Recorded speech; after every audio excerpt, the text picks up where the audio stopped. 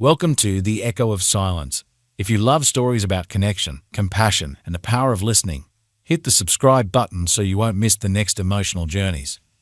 Now, let's immerse ourselves in a world where silence speaks the loudest. "Careful with that cloth," Elias Thorne murmured softly, his voice barely above a whisper, a low, resonant hum that seemed to vibrate with the very essence of the instrument before him. His fingers, calloused from years of physical labor, yet possessing an almost unnatural gentleness, traced the subtle curves of the polished wood. This one has history in its bones, a soul forged in sound, a million silent stories waiting to be heard. He wasn't speaking to anyone in particular, just himself, and perhaps the magnificent Steinway grand piano under his hands, which gleamed like black glass beneath the warm, theatrical lights of Lexington Hall.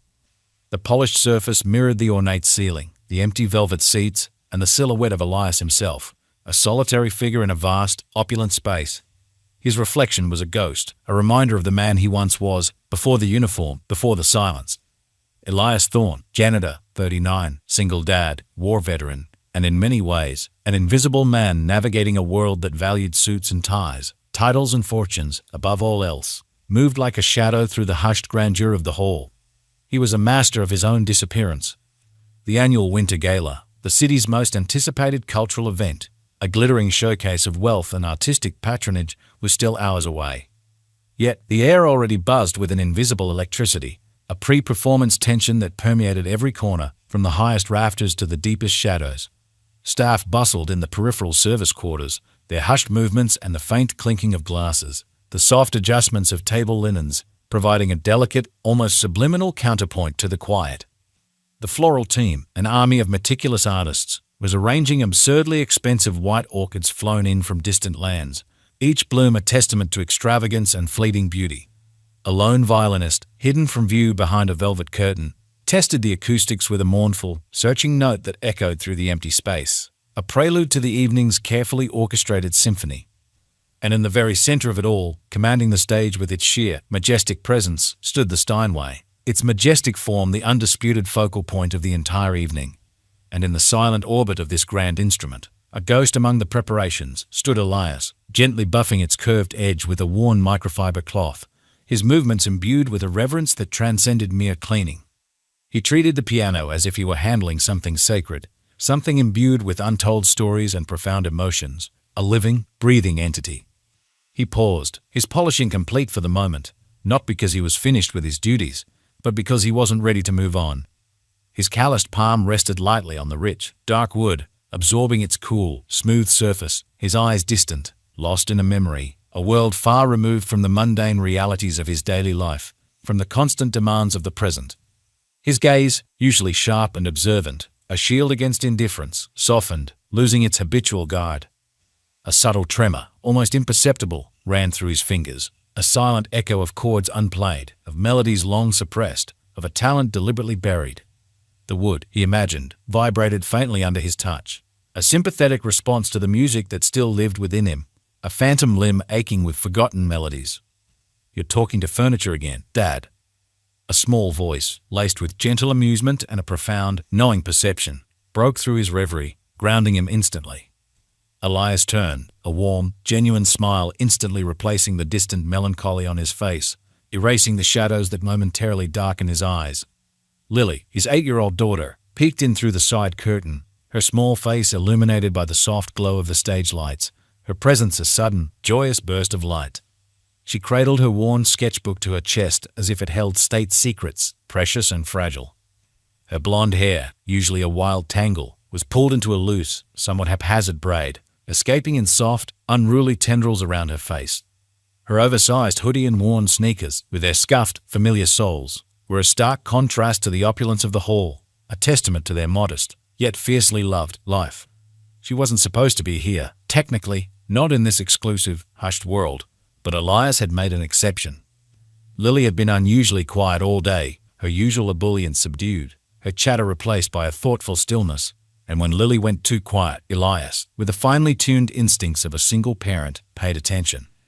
It was a silent alarm, a signal he had learned to recognize and heed, a subtle indicator that her young mind was processing something profound. "Furniture?" he questioned playfully, gesturing back to the gleaming instrument with a sweep of his hand. inviting her into his world of hidden meanings. That, my dear Lily Bug, is not furniture. That's a cathedral with 88 steps to heaven, a vessel for pure emotion, a keeper of forgotten dreams. It breathes, it sings, it remembers. Lily giggled softly, a sound like tiny bells, clear and bright, and sat cross-legged just beyond the reach of the direct stage light, her small form disappearing slightly into the comforting shadows, a silent observer. Her pencil, gripped tightly in her small hand, scratched softly across the page of her sketchbook, already bringing forth new worlds, new interpretations of the reality around her. Elias returned to his work, his movements resuming their familiar rhythm, though now imbued with a new, quiet lightness, a renewed sense of purpose. With one hand, he polished the last corner of the piano, his actions automatic, precise, muscle memory guiding him. With the other, he unconsciously traced a memory on the smooth wood, a phantom touch of chords long past, a silent concerto playing in his mind. He had once sat at a piano like this, not as a janitor, but as a young, passionate musician, his life stretching before him, full of promise. That was before life, with its cruel, relentless rhythm, turned into a relentless cycle of bills, overtime shifts, and terrifying emergency room visits. Before Lily's mother, Emma, his beloved wife and muse, slipped away on a cold hospital bed, her gentle, vibrant spirit fading like a distant, unfinished melody. Before grief, raw and all-consuming, became the dull, ever-present background noise of his existence, a constant hum beneath the surface of his forced composure. "Mr. Thorne," a sharp, imperious voice snapped from across the stage, cutting through the soft hum of his memories like a surgeon's scalpel, bringing him abruptly back to the harsh present. Elias looked up, his gaze instantly refocusing, shedding the past and locking onto the source of the interruption. A woman in a severe dark blazer, her posture rigid, a clipboard clutched in her hand like a weapon, stood near the grand entrance, her expression a permanent frown of disapproval, a sign of her meticulous, unforgiving nature. This was Brenda, the event coordinator, a woman who lived by schedules and protocols. "Could you please be quick with that? Miss Elena Vance will be arriving soon, and everything needs to look immaculate. We cannot have any lingering dust, any misplaced chairs, any lingering distractions." Her emphasis on distractions was clearly aimed at him.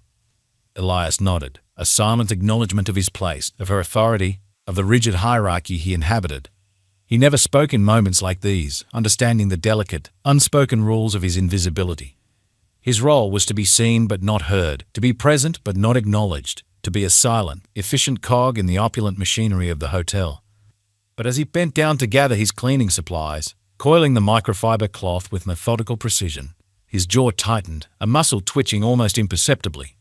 Another voice sliced through the air, this one laced with theatrical disdain, imbued with a cutting, condescending edge that made his blood run cold. My God, he's caressing it like it's his long-lost lover. One would think he was a virtuoso, not a cleaner. The voice belonged to a tall man descending from the VIP balcony, late 50s, his silver hair impeccably coiffed, gleaming under the lights, Italian shoes clicking softly on the marble.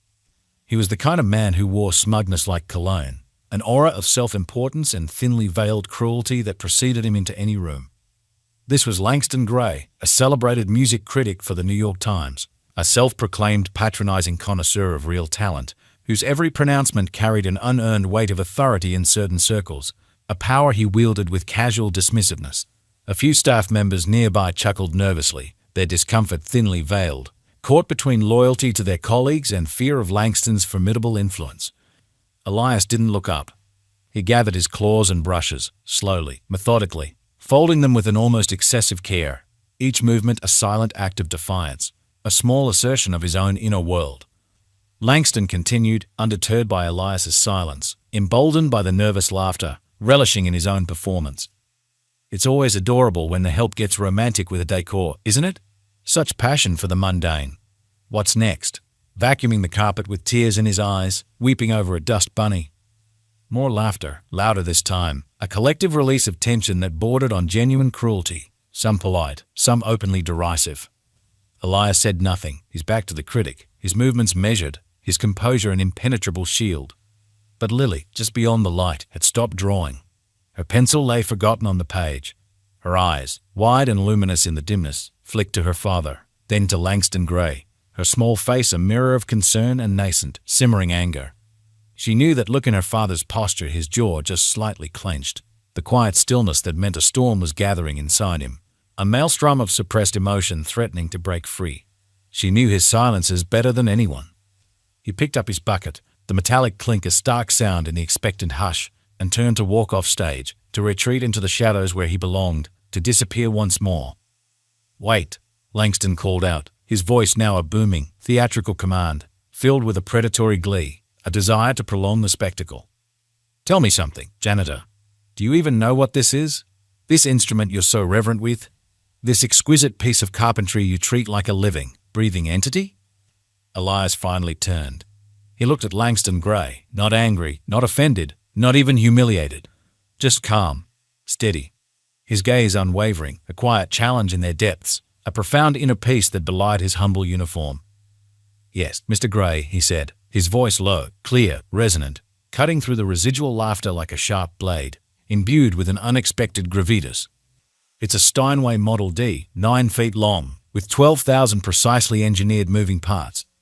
The soundboard is made from Sitka spruce, grown slow and high in ancient forests for unparalleled resonance, for its ability to sing. The rims are meticulously crafted from 17 layers of hard rock maple, hand-bent and precisely joined, creating its unique acoustic integrity. The keys, originally ivory, are now a high-grade composite, but the feel, the action, is still designed for the most nuanced, most expressive touch. It costs more than your Mercedes, Mr. Gray, and it holds more stories, more joy, more sorrow, more human emotion than your entire column, your entire career ever will." Silence fell like a dropped curtain, heavy, profound, suffocating. Langston Gray blinked, his smug grin slowly dissolving, replaced by a look of utter, bewildered disbelief, his carefully constructed superiority shattering. The laughter died, leaving only a stark, uncomfortable quiet, punctuated by the faint hum of the hall's ventilation system. Elias didn't wait for a reply. He turned, his dignity intact, his message delivered with the force of an unassailable truth, and walked towards the wings. Lily, her eyes wide, stood quietly, watching him, a profound admiration in her gaze, a silent cheer. He knelt beside her, his hand gently resting on her shoulder, a tender touch. "You okay, Lily Bug?" he asked, his voice soft, the storm within him temporarily quelled by her innocent presence. She nodded, her small hand reaching for his, intertwining their fingers. Elias reached into his shirt pocket and pulled out a tiny, silver music note charm, worn smooth by years of unconscious fidgeting, a tangible link to his past. He placed it in her palm. "What's this for?" she whispered, her fingers closing around the cold metal, feeling its subtle weight. "For remembering," he said, his gaze meeting hers, filled with profound meaning. "That music isn't always played out loud, Lily. Sometimes the most important melodies are the quietest ones, the ones you carry inside your heart, the ones that resonate with your deepest self." She clutched it tight, a small, tangible piece of comfort and a silent promise. Just then, the grand double doors of Lexington Hall swung open, heralding the arrival of the elite guests, a new wave of confident, privileged voices. Lights were adjusted, ushers scurried, directing the influx of humanity with practiced efficiency. The evening's star guests arrived, influential donors, celebrated celebrities, and above all, Miss Celia Kingsley. She entered the hall not like a performer seeking applause, but like someone used to owning rooms simply by walking into them. Her presence an undeniable force of nature, an aura of absolute command. Tailored black jumpsuit, sharp, intelligent eyes that missed nothing, an aura of controlled poise and fierce, unyielding competence. This was a woman who had built empires from nothing, dissolved boardrooms with a single, decisive stroke, and been called both a genius and a tyrant in the same breath. She scanned the stage, her eyes landing briefly on the gleaming piano, then sweeping over the lingering haze of silence that Elias's words had left behind, a subtle perturbation in the meticulously ordered atmosphere. "Everything ready?" she asked her assistant, her voice low, precise, leaving no room for error, no space for ambiguity. "Yes, Miss Kingsley. Final polish just completed. The stage is set." She approached the Steinway, a natural, almost gravitational pull drawing her to its majestic presence, running her long, elegant fingers over the polished wood, a proprietorial, yet almost tender, gesture. Then, with a subtle, almost imperceptible glance toward the wings, she caught sight of Elias and Lily, lingering in the shadows. Their eyes met, just for a second. She said nothing, her expression unreadable, a carefully constructed mask. Yet her gaze lingered one breath too long on Elias, a flicker of something unidentifiable in their depths: recognition, intrigue, a nascent empathy. Before she turned away, her attention returning to the immediate demands of the evening, to the world she so expertly navigated. Elias stood still, Lily beside him, a silent observer in the unfolding spectacle, his heart thrumming with a mixture of defiance and vulnerability. The gala was about to begin, and no one, not even the powerful woman who now technically owned the stage, who commanded the attention of the city's elite, knew that the most unforgettable performance of the night wouldn't come from the programmed entertainment, from the celebrated artists. It would come from the shadow, from calloused fingers, from a father with music buried under layers of dust and grief, waiting patiently, powerfully, to rise again, to reclaim its rightful place, to shatter the carefully constructed illusions of the night. "How long do you need to make people forget you're human?" Celia Kingsley asked the question in her mind, a quiet, internal query that had haunted her for decades, a constant refrain in the lonely corridors of power. She surveyed Lexington Hall from the wings, the bustling pre-gala energy a familiar, yet often isolating, backdrop to her meticulously curated life. The answer, she'd learned over decades in the cutthroat world of high finance and corporate power, was approximately 7 seconds. Just enough time to step into a spotlight, conjure a flawless, practiced smile that suggested effortless command, an innate superiority, and pretend the profound silence in her own chest was elegant composure, not a vast, echoing emptiness. It was the art of the grand illusion, a performance she had perfected to an exquisite degree, a shield against the intrusive gaze of a judgmental world. The orchestra tuned softly beneath the rising murmur of arriving guests, a complex symphony of polite chatter, the crystalline clink of champagne flutes, and the silken rustle of expensive fabrics. Strings, brass, woodwinds, all aligned to serve the grand illusion that this night was about harmony, beauty, order, a pure, unadulterated celebration of the arts. But for Celia, everything was business, even music. Especially music. It was a tool, a platform, a means to an end, a strategic component of her public image and philanthropic empire. She adjusted the diamond clasp on her cuff, a small, almost imperceptible gesture of control, a physical reminder of her constant vigilance, and nodded curtly at Clara, the event manager, who stood poised, awaiting her commands. "Tell the quartet to begin on my signal," she commanded, her voice low, precise, leaving no room for misinterpretation. "And make sure the Langston Gray piece, The Glowing, strategically placed review from the New York Times, is discreetly displayed on every donor's seat. I want them reading his effusive praise before the appetizers are even served. Perception is everything, Clara. More important than reality, sometimes." The assistant, a young woman named Clara, a blur of efficiency and nervous energy, scurried away, eager to execute the directive. Celia turned back toward the piano, the majestic Steinway that stood center stage, literally and metaphorically. It was flawless now, polished to a mirror finish, reflecting the stage lights like a dark, silent pool, a portal into an unsettling truth. Not a single fingerprint marred its lid. She could see her own reflection in the curved, lustrous wood, a fleeting, almost ghost-like image of herself, sharp-edged and unyielding, a stranger in her own eyes. She hated mirrors. They reflected too much, revealing cracks in the facade she worked so hard, so relentlessly, to maintain. They showed the truth she tried to hide. Voices rose behind her, a symphony of polite greetings and hollow laughter as guests found their seats, clinking glasses in celebration of their own importance. Somewhere in the periphery of this opulent movement, she noticed the janitor again, the one from earlier, the man who had spoken with such unexpected, quiet authority about the piano. Elias Thorne. He wasn't looking at her. He was helping a young girl, his daughter, probably, find her seat off to the side, nestled into a quiet corner near the staff entrance, a space of relative obscurity. He bent down and brushed her shoulder with a gentleness that didn't seem to match his rough, working hands, a gesture of profound tenderness that belied his humble uniform and the harsh realities of his profession. Celia hesitated, a momentary lapse in her usual, ruthless detachment. Something about the way he stood, shoulders slightly hunched as if he was used to shrinking into the background, used to invisibility, but still carried a quiet, undeniable kind of strength, an inner resilience, stuck in her mind longer than it should have. It was an anomaly, a detail that refused to fit neatly into her carefully ordered, predictable world. Miss Kingsley. Langston Gray, ever present, ever obsequious, a persistent shadow, appeared beside her, sipping a flute of champagne, his eyes sharp and calculating behind thick, designer frames, assessing every angle. "Lovely turnout tonight, Miss Kingsley, impeccable as always." Your events truly set the standard for cultural philanthropy in this city." She offered a curt nod, her gaze still distant, her mind still wrestling with the image of Elias and his daughter. "And your review, strategically early as always, I presume, Langston?" "A preemptive strike against any potential dissent," she countered, a subtle thread of challenge in her tone, a quiet testing of his superficiality. He smirked, utterly missing the irony, basking in his own self-importance. "Well, some of us still understand how timing works in the arts, Miss Kingsley, and how to separate genuine polish from mere amateur passion." He chuckled, a condescending sound, filled with a dismissive arrogance. Unlike our overly sentimental janitor earlier, who seemed to think a mop bucket qualified him as a virtuoso, a veritable Chopin of the cleaning crew. Celia's gaze flicked toward Langston's drink, then back to his smug, self-satisfied face, a flicker of contempt in her eyes.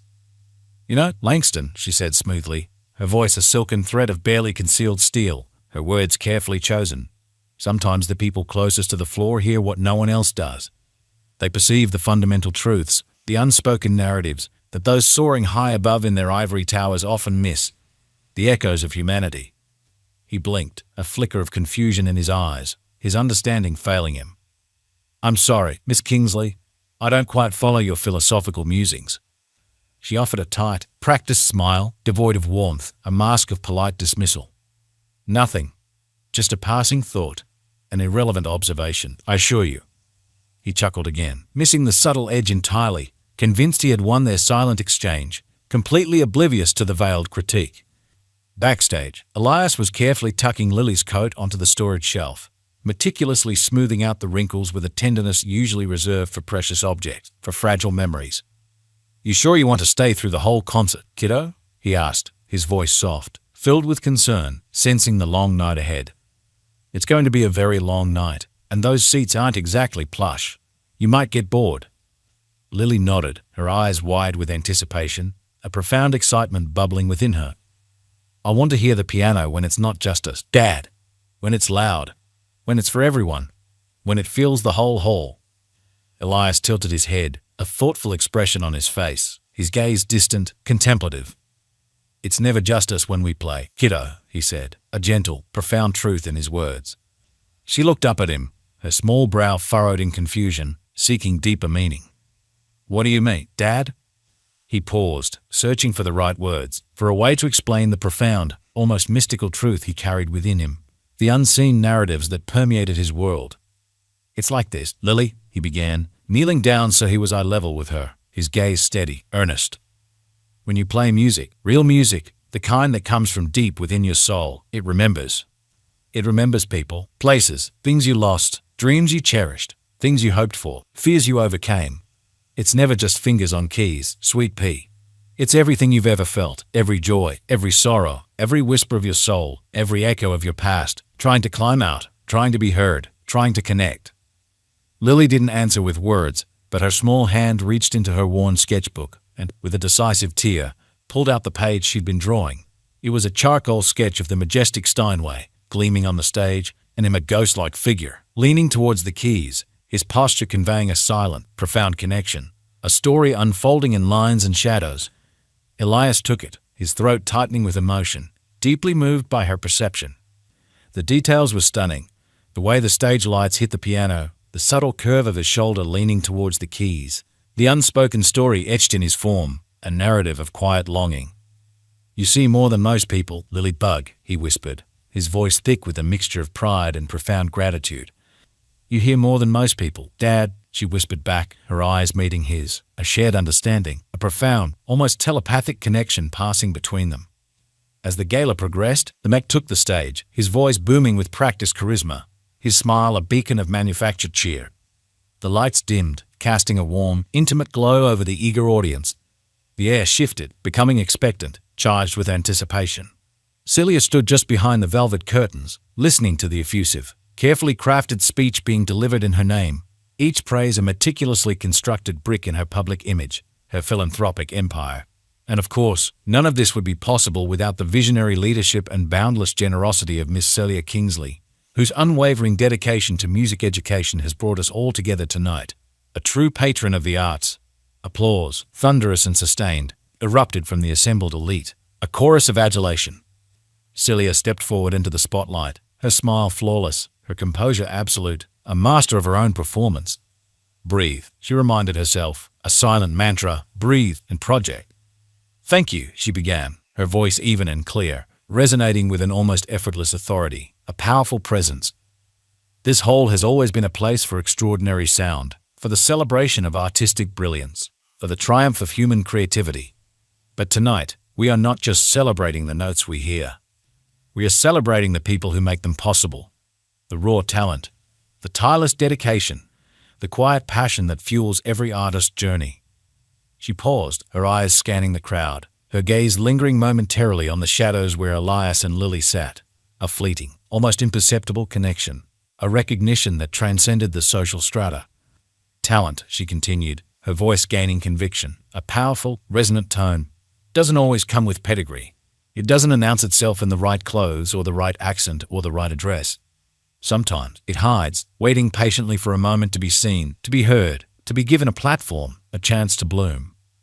Her eyes landed just for a heartbeat on Elias, sitting quietly in the shadows, an almost imperceptible acknowledgement, a silent message, before she smoothly moved on. Tonight's proceeds will go toward providing instruments and instruction to public schools across the state, because brilliance belongs everywhere, not just here in these hallowed halls, but in every corner of our community, in every child's heart, regardless of their circumstances. Thunderous applause, a standing ovation that shook the very foundations of the hall, erupted once more, a powerful affirmation of her public image.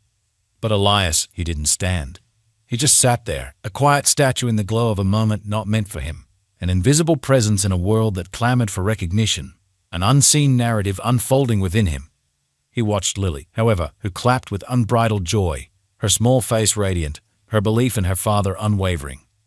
Backstage, after the second performance, Elias stood near the corridor exit, the air thick with a scent of perfume and lingering ambition, waiting patiently for Lily, who had gone to the restroom with a volunteer. Langston Gray passed him again, clearly 2 drinks deeper than before, his speech slightly slurred, his arrogance magnified by the alcohol, his self-importance inflated. "You know," he slurred slightly, fixing Elias with a sneering, contemptuous gaze, "you've got a lot of nerve putting on that poetic act earlier, Janitor, trying to imply you have some deeper connection to the soul of the music. It was rather quaint, I must say." Elias didn't respond, his gaze fixed on a distant point on the wall, refusing to engage, refusing to give Langston the satisfaction. Langston leaned in, his voice dropping, though still loud enough to be overheard by a passing stagehand, a subtle warning. "You think touching a piano, buffing its wood, gives you insight that it gives you worth? That you're somehow elevated by proximity to greatness, by merely cleaning the instruments of true artists?" Elias turned slowly, his posture calm, unshaken, his gaze steady and unwavering, meeting Langston's sneering eyes with a quiet, profound intensity that cut through the critic's bluster. "No, Mr. Gray," he said, his voice quiet, clear, resonant, imbued with an unshakable truth. "I think being able to walk past one without ever truly hearing it, without feeling its presence, without acknowledging the profound stories it holds, the echoes of joy and sorrow it has witnessed, that's what truly takes something away from you. That's what diminishes your own worth, your own capacity for understanding. That's what makes you deaf to the world's true symphony." Langston blinked, his sneer faltering, his eyes widening in stunned silence. For the first time, the self-proclaimed critic, the master of words, didn't have a comeback. He stood there, momentarily speechless, the venom draining from his face, replaced by a flicker of confusion, perhaps even a nascent doubt, a crack in his armor of arrogance. Elias simply turned and walked away, leaving Langston exposed in the stark, unyielding silence he had so disdainfully mocked. Back in the audience, Celia sat down beside the Steinway during intermission, alone, a rare moment of solitude amidst the opulent chaos, a brief escape from the demands of her public life. Her fingers hovered over the keys, not pressing, just remembering, feeling the ghost of past melodies, the phantom touch of a childhood dream, long ago, before the relentless pursuit of mergers and IPOs, before the crushing weight of her corporate empire had settled upon her shoulders. She'd played Bach in competitions, her nimble fingers flying across the keys with youthful passion, with unbridled joy.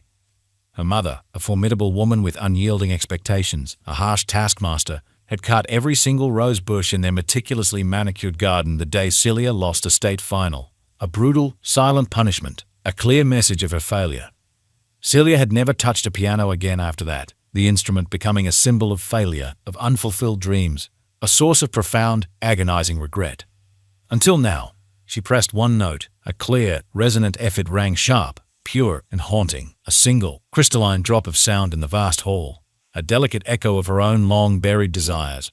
She closed her eyes, and for a fleeting moment, she was that girl again, free from the crushing weight of expectation, soaring on wings of pure sound.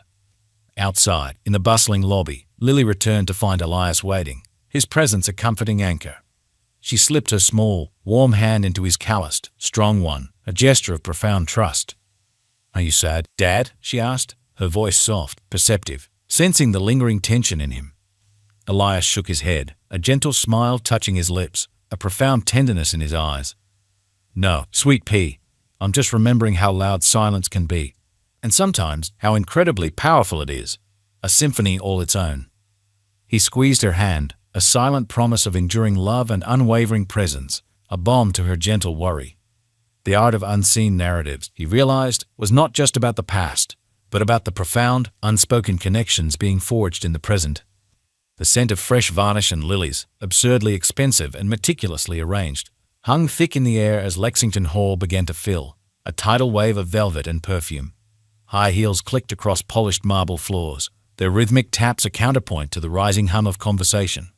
Laughter, light and crystalline, rang beneath glittering chandeliers, and the chandeliers themselves shimmered like sentient beings, as if they had been waiting all year for this one perfect night, this grand spectacle, this convergence of power and artifice. Elias Thorne stood at the edge of the stage, a small, worn microfiber cloth folded neatly in his hand, his posture a study in quiet observation. The gala hadn't officially started yet, but the VIPs were already drifting in early, a parade of power and privilege, those who loved being seen more than they loved truly seeing. Celia Kingsley, a beacon of controlled elegance, was mingling with a cluster of influential donors near the back, her posture impeccable, her smile effortless, a master of the corporate charm offensive, her sharp eyes missing nothing.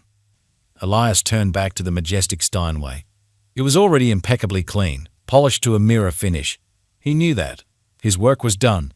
But he didn't touch the piano out of necessity. He touched it like someone visiting a gravestone or a sacred relic, a place where profound memories resided. Tender, familiar, sacred. His thumb moved gently along the intricate wood grain, each ridge a silent pathway to a buried memory, a silent symphony playing in his mind.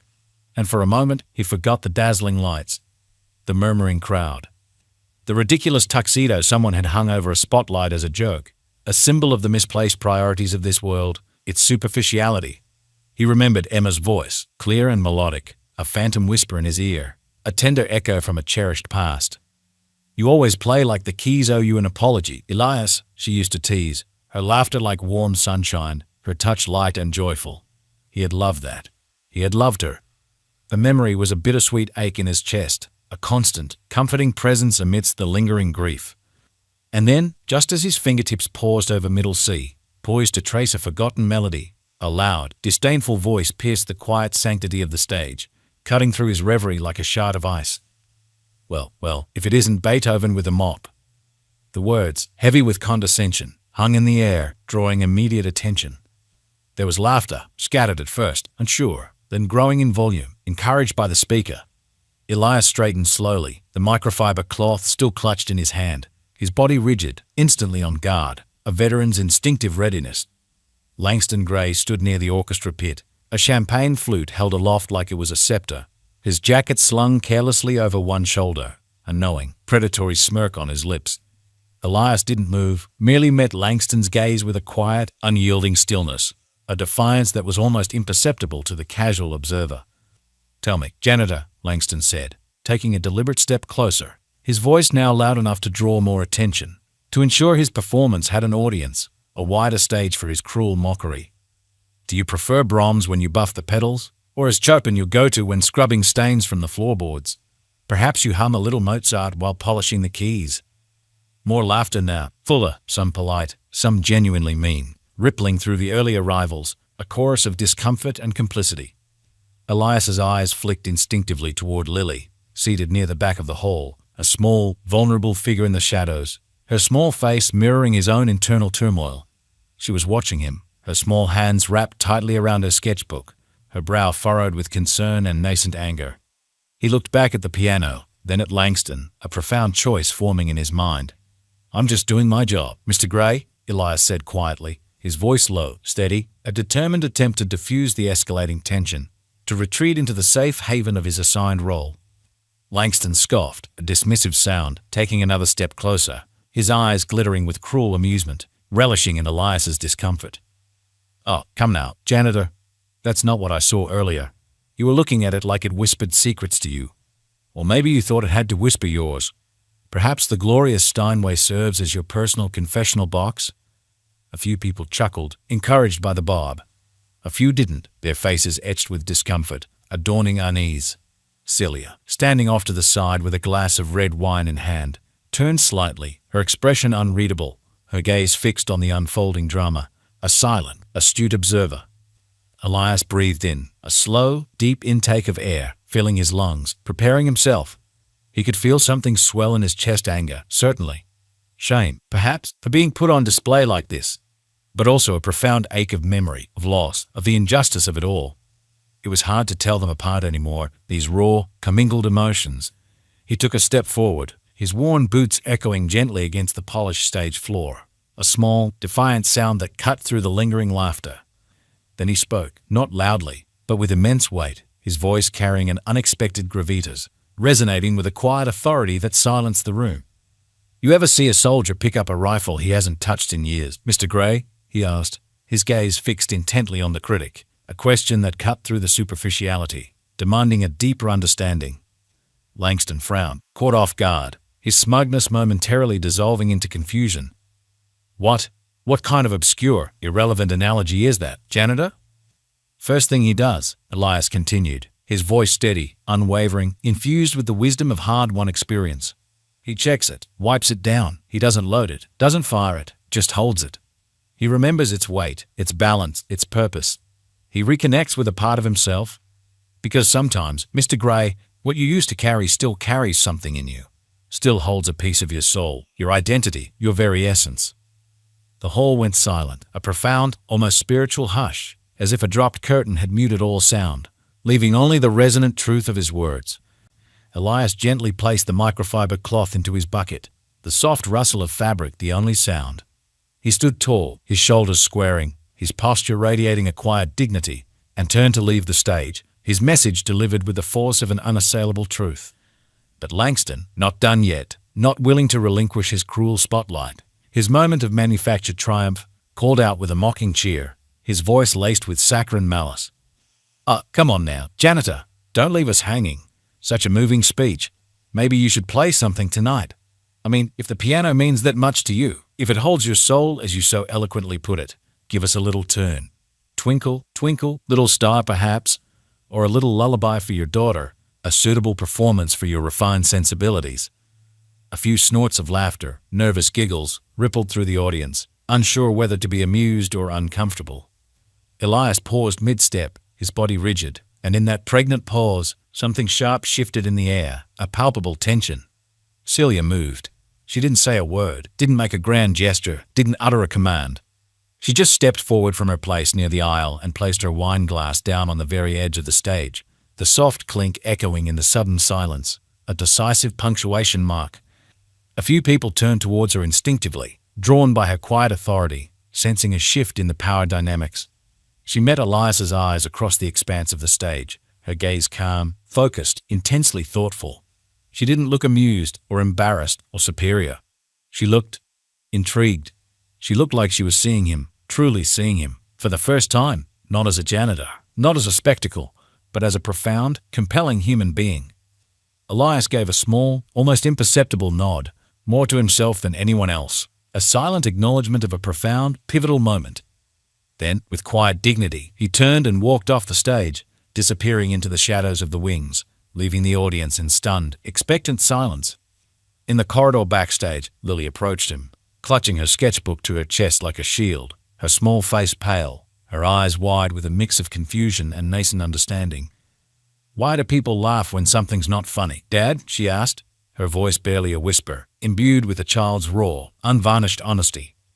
Elias knelt down to her level, his hands gently framing her face, his gaze warm and reassuring. "Because, Lily Bug," he said, his voice soft, thoughtful, "sometimes they're afraid of what they don't understand. And sometimes they're afraid of remembering what they gave up, what they lost along the way, what they sacrificed for what they thought was success. They laugh to keep the truth at bay." She stared at him, her innocent eyes searching his, seeking a deeper truth. "Did you give it up, Dad? The music? The part of you that made you happy?" Elias hesitated, the question a sharp blade to his heart, exposing a deep, personal wound. "I didn't have a choice, Lily," he said, the words heavy with the weight of past decisions, of compromises made out of necessity, of the brutal realities of survival. Or at least, I convinced myself I didn't. But maybe I didn't fight hard enough to keep it. Maybe I surrendered too easily to the silence, to the grief." He ruffled her hair gently, a tender gesture of love. "I'm okay, sweet pea," he added, more for her reassurance than for himself, trying to quell the storm within. Lily didn't reply. She just leaned her forehead against his chest, her small body pressed against his, absorbing his quiet strength, and stayed there, a moment longer than usual, finding solace in his familiar embrace. Back in the hall, Langston Gray, recovering his composure, though his face still held a flicker of bewilderment, retook his seat, still chuckling quietly, trying to reassert his dominance over the narrative, to dismiss Elias's impact. Celia, however, stood near the edge of the aisle, arms crossed, her gaze resting once more on the Steinway, its gleaming surface now a silent testament to the drama that had just unfolded, to the unexpected power of a janitor's words. She remembered her own mother's voice, sharp and unforgiving. "Winning isn't about playing better, Celia. It's about playing so they don't question your worth. It's about being perfect. Anything less is failure." And yet, there was something about Elias, the janitor. His words weren't just clever or defiant. They were profoundly true. There was an ache behind them, a profound vulnerability that she recognized in her own mirror, a reflection of a long-buried part of herself, a deep well of unspoken regret. She walked up to the piano, slowly, deliberately, drawn by an irresistible force. She let her long, elegant fingers drift over the keys, not pressing, not playing, just feeling the texture, the cool temperature of the ivory, the quiet hum beneath the wood, a faint echo of Elias's touch, a phantom connection.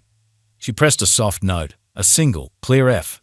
It rang clean and bright, a pure, resonant sound, and for the first time in years, Celia Kingsley felt like the instrument was listening back to her, truly listening, echoing a long-forgotten part of her own soul, a symphony of latent possibility. The unintended overture, born of Elias's defiance, had set something in motion within her, something profound and irreversible. The third act of the gala began with precision and glitter, a dazzling display of opulent grandeur and curated talent. A mezzo-soprano, her voice soaring with controlled power, sang Mozart's Voi ci sapete as crystal wine glasses clinked in gentle appreciation, their delicate chiming a counterpoint to the operatic area. The stage shimmered under amber lighting, casting a warm, almost dreamlike glow, and the magnificent chandeliers above caught every note, every subtle shift in harmony, like constellations collecting stars, amplifying the grand illusion of effortless perfection. Elias stood in the shadows backstage, arms crossed over his maintenance vest, an invisible man once more, but with an internal world now stirring with unprecedented turmoil, a tempest of emotions he had long suppressed. Lily sat beside him, her head resting lightly against his elbow, a comforting, anchoring weight, her small hand a tangible link to his present. She hadn't spoken in 10 minutes, lost in her own thoughts, perhaps still processing the earlier confrontation, but her hand was wrapped tight around his, her little fingers laced into his calloused ones, a silent testament to their unbreakable bond. He should have gone home by now, should have slipped away quietly after finishing his shift, after the raw honesty of his words to Langston, after the painful memories had been stirred so violently. But he didn't. Something tethered him there. Maybe the music, drawing him back like a siren's call, an irresistible force. Maybe that unfinished feeling from earlier, the unresolved tension that pulsed in the air, demanding a resolution. Or maybe it was the way Celia Kingsley had looked at him while he played that silent, internal melody, not with pity, not even with surprise, but with recognition, a deep, knowing understanding that saw beyond the janitor to the man, the musician. She saw him, and that, he realized, was a dangerous thing, a profound vulnerability he hadn't prepared for, a responsibility he hadn't sought. On stage, the Mick returned, beaming with practiced charisma, his smile a beacon of manufactured cheer. And now, ladies and gentlemen, he announced, his voice booming with theatrical flourish, before our final performance of the evening, we'd like to offer something truly special. Something spontaneous, a delightful diversion from our printed program, a unique surprise for our esteemed guests. Elias's shoulders tensed, a prickle of unease running down his spine, an instinctive premonition. The man smiled wide, a knowing glint in his eyes, clearly relishing his role in the impending spectacle. Sometimes, he declared, his voice echoing through the vast hall, the most interesting music isn't on the program, it's in the room, waiting to be discovered, waiting for its moment. Whispers fluttered through the audience like wind through leaves, a ripple of excited, yet slightly bewildered, anticipation. And then came the voice that Elias had started to expect like a bad weather forecast, a harbinger of discomfort, a familiar source of malice. Langston Gray. He stood near the edge of the orchestra pit, a fresh glass of champagne in hand, his eyes glittering with cruel, predatory delight, his face a mask of self-satisfied mischief. "I propose a little experiment, ladies and gentlemen," he said, raising his glass, his voice laced with saccharine charm, cutting through the murmurs like a sharp knife. "Our friend from earlier, the janitor, Mr. Thorne, seems to have quite the poetic soul, perhaps even a musical one. A hidden talent, perhaps, waiting to be unearthed by this magnificent Steinway." Elias went utterly still, his muscles tightening, every fiber of his being bracing for the inevitable humiliation, the public spectacle Langston clearly intended. Langston turned to the crowd, his smile widening into a triumphant leer, his gaze sweeping the expectant faces. "Wouldn't it be something if he graced us with a few notes? He clearly knows how to handle a Steinway, given his earlier communion with it. Perhaps he has some hidden talents, waiting to be unleashed. Who knows, he might even play Twinkle, Twinkle, Little Star for us, or perhaps a soothing lullaby for his daughter, a suitable performance for his refined sensibilities." A few polite chuckles, then more nervous ones, rippled through the audience, unsure whether to be amused or uncomfortable, caught between the critics' goading and a dawning sense of impropriety. Celia, from her front row seat, did not smile. Her face was grim, her eyes fixed on Langston. "Langston," she began, her voice a low warning, a subtle thread of steel, but he pressed forward, ignoring her, his tone syrupy with false charm, determined to complete his performance. "Come now, Miss Kingsley, don't deny the public a potential artistic revelation, however unorthodox. It would be so democratic." He turned directly to Elias, his eyes glittering with malicious amusement, a triumphant gleam. "You spoke so eloquently earlier, Mr. Thorne. Why not let your hands do the talking now? Give us a taste of that janitorial genius. Who knows? Perhaps you'll surprise us all. You might even earn a round of applause that isn't tinged with nervous pity, for once." Laughter again, bigger this time. Some mocking, some awkward, most unsure of how to react, caught between the critics' goading and the palpable tension in the air. Elias could feel the spotlight swinging toward him, a physical pressure, even before the beam found his face, pinning him like an insect under a microscope. Lily sat up straight beside him, her small body rigid, her hand tightening around his. "Dad," she whispered, her voice barely audible, a plea, a silent cry of fear. He looked down. Her face was pale, eyes wide with fear, a reflection of the storm gathering around him, of the humiliation she sensed was coming. The moment slowed, stretched, each second an eternity, a profound turning point. In another life, he would have declined politely, let it roll off, his dignity intact, his pride protected behind a shield of practiced indifference. But this time, something in him burned, a fierce, unyielding flame of defiance, ignited by Lily's fear, by Emma's memory, by the music itself that pulsed within his veins, demanding to be heard. He stood. The room gasped, then hushed completely, all eyes on him, a profound silence descending like a heavy shroud. He walked slowly, deliberately, each step echoing louder than applause ever could, a silent declaration of intent, a march towards an unknown destiny, a refusal to be silenced. When he reached the piano, he didn't sit right away. He turned to face the crowd, his gaze sweeping over the expectant, judgmental faces, taking them all in, his posture radiating a quiet power that commanded attention. "I didn't come here to perform," he said. His voice wasn't loud, but it cut clean through the silence, resonant with a quiet, undeniable power that demanded respect. "I came to clean the floors, empty the trash, and make sure no one tripped over a broken chair. That's what I'm paid for. That's my job. My purpose here." A nervous laugh somewhere in the back, quickly suppressed, Acknowledge the uncomfortable truth. He waited, letting the words sink in, then added, his voice softer, yet holding immense weight, tinged with a profound, personal truth. But sometimes life doesn't care what you're paid for. Sometimes it just dares you to remember who you used to be, who you were meant to be, what you left behind, and sometimes you answer that dare. Celia leaned forward slightly in her seat, her lips parted, but she said nothing, her eyes fixed on Elias, a profound understanding dawning, a silent, powerful encouragement. Elias looked down at the keys. The floorboard was already open, inviting. The piano waited, a majestic, silent presence, like an old friend unsure of how to start the conversation after a long absence, a patient confidant ready to receive his confession. He sat, not like a showman preparing for an ovation, but like a man returning home after a long, arduous journey, finding solace in a familiar embrace, a sacred reconnection. He placed his fingers gently on the keys, not playing, just touching, feeling the old, familiar weight of ivory under muscle and memory, a profound connection, a silent prayer.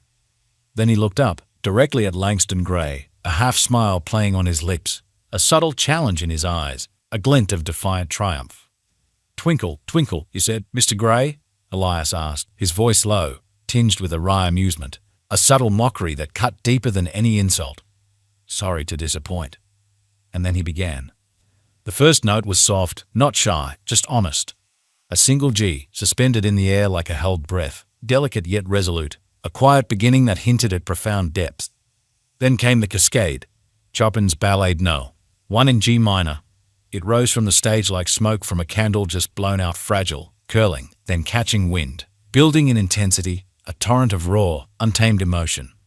His fingers moved not with speed, not with a frantic display of virtuosity, but with certainty.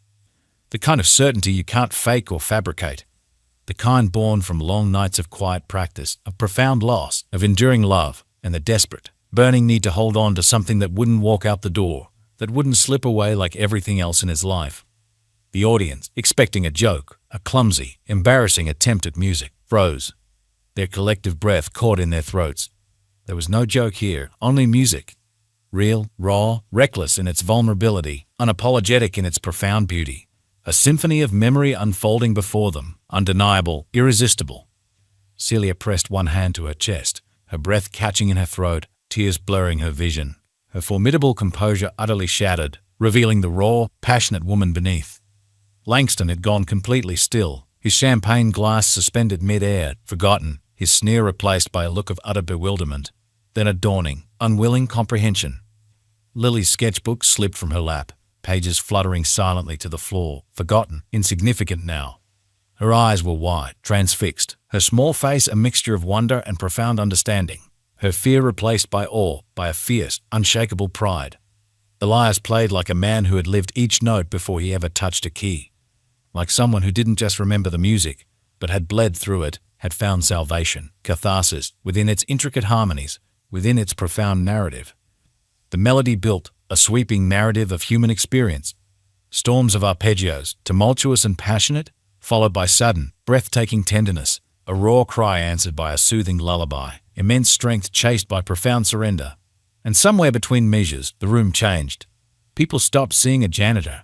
They started seeing a man, a father, a veteran, a survivor, a musician, a soul laid bare, offering its deepest truths.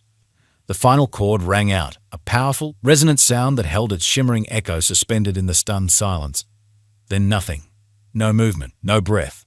The kind of profound hush that happens after lightning strikes, after a force of nature has swept through, leaving an indelible mark, and the world waits, irrevocably changed, to see what's left standing. And then a single clap from the front row. Celia Kingsley, on her feet, tears streaming down her face, her eyes shining with admiration and a deep, visceral connection. Her own long-buried passions reawakened, her own soul stirred. Others followed slowly, tentatively, then all at once. An ovation, thunderous and sustained, not of politeness, not of obligation, but of pure, unadulterated awe, a collective recognition of raw, undeniable talent, of profound human spirit. Elias stood slowly. He didn't bow, didn't seek their approval, didn't bask in the spotlight. He just looked out at them, the sea of people who had misjudged him, dismissed him, and nodded, a quiet acknowledgement of their shared humanity, of the bridge he had just built, of the truth he had just spoken. Then he turned, picked up his microfiber cloth from the side of the piano, the humble tool a stark contrast to the grandeur he had just commanded, and walked off the stage. He didn't need their applause. He already had what mattered. Lily's eyes, filled with tears and unshakable pride, met his at the edge of the stage. She mouthed one word, "Dad." And in that single, unspoken syllable, everything he had endured, everything he had fought for, found its profound, undeniable meaning. The symphony of memory had found its voice, and in doing so, had healed something deep within him. The final note, a shimmering ghost of Chopin's genius, was still echoing through the rafters of Lexington Hall when Elias stepped away from the piano. He didn't bow, didn't offer a triumphant smile. He simply nodded once, like a man closing a long, unfinished chapter and beginning a new one, a quiet acknowledgement of a profound internal shift, and walked into the shadows of the backstage wings. But the silence refused to leave the hall. It clung to the ornate corners, settled over the plush velvet seats, shimmered across the polished floor like the remnants of a beautiful, poignant dream no one wanted to wake from. And then applause. Tentative at first, a single pair of hands, then another, then a roar, building to a crescendo that transcended polite appreciation, becoming a genuine outpouring of emotion. Celia Kingsley rose first, not as a sponsor, not as a billionaire, but as a witness, her face streaked with tears, her eyes shining with an almost spiritual awe. She clapped with both hands, slowly at first, then fiercely, passionately, the sound sharp and resonant, like the rhythm itself could pin the truth to the walls of the hall, anchoring the profound moment in time, sealing its undeniable impact in the collective consciousness. Langston Gray didn't move. He sat stone-faced, his champagne glass still suspended, forgotten, in his hand, staring at the empty piano bench Elias had vacated. His usual smug smirk had vanished, replaced by a look of utter bewilderment, then a dawning, unwilling comprehension, and something dangerously close to respect, a grudging, unsettling acknowledgement of a talent he could not dismiss, a truth he could not deny. Others stood, and then more, until the hall itself felt like it was breathing, rising in unison, awakened by something they hadn't expected, something raw and profoundly human. A janitor had just made the world feel again, breaking through layers of cynicism and indifference. Backstage, Elias leaned against a cool, cinder-block wall, eyes closed, his chest rising and falling in long, measured breaths. But his hands still trembled slightly, not from nerves, but from release, from the profound catharsis of decades of suppressed emotion, of a soul finally unburdening itself, shedding the immense weight it had carried. That performance had been more than music.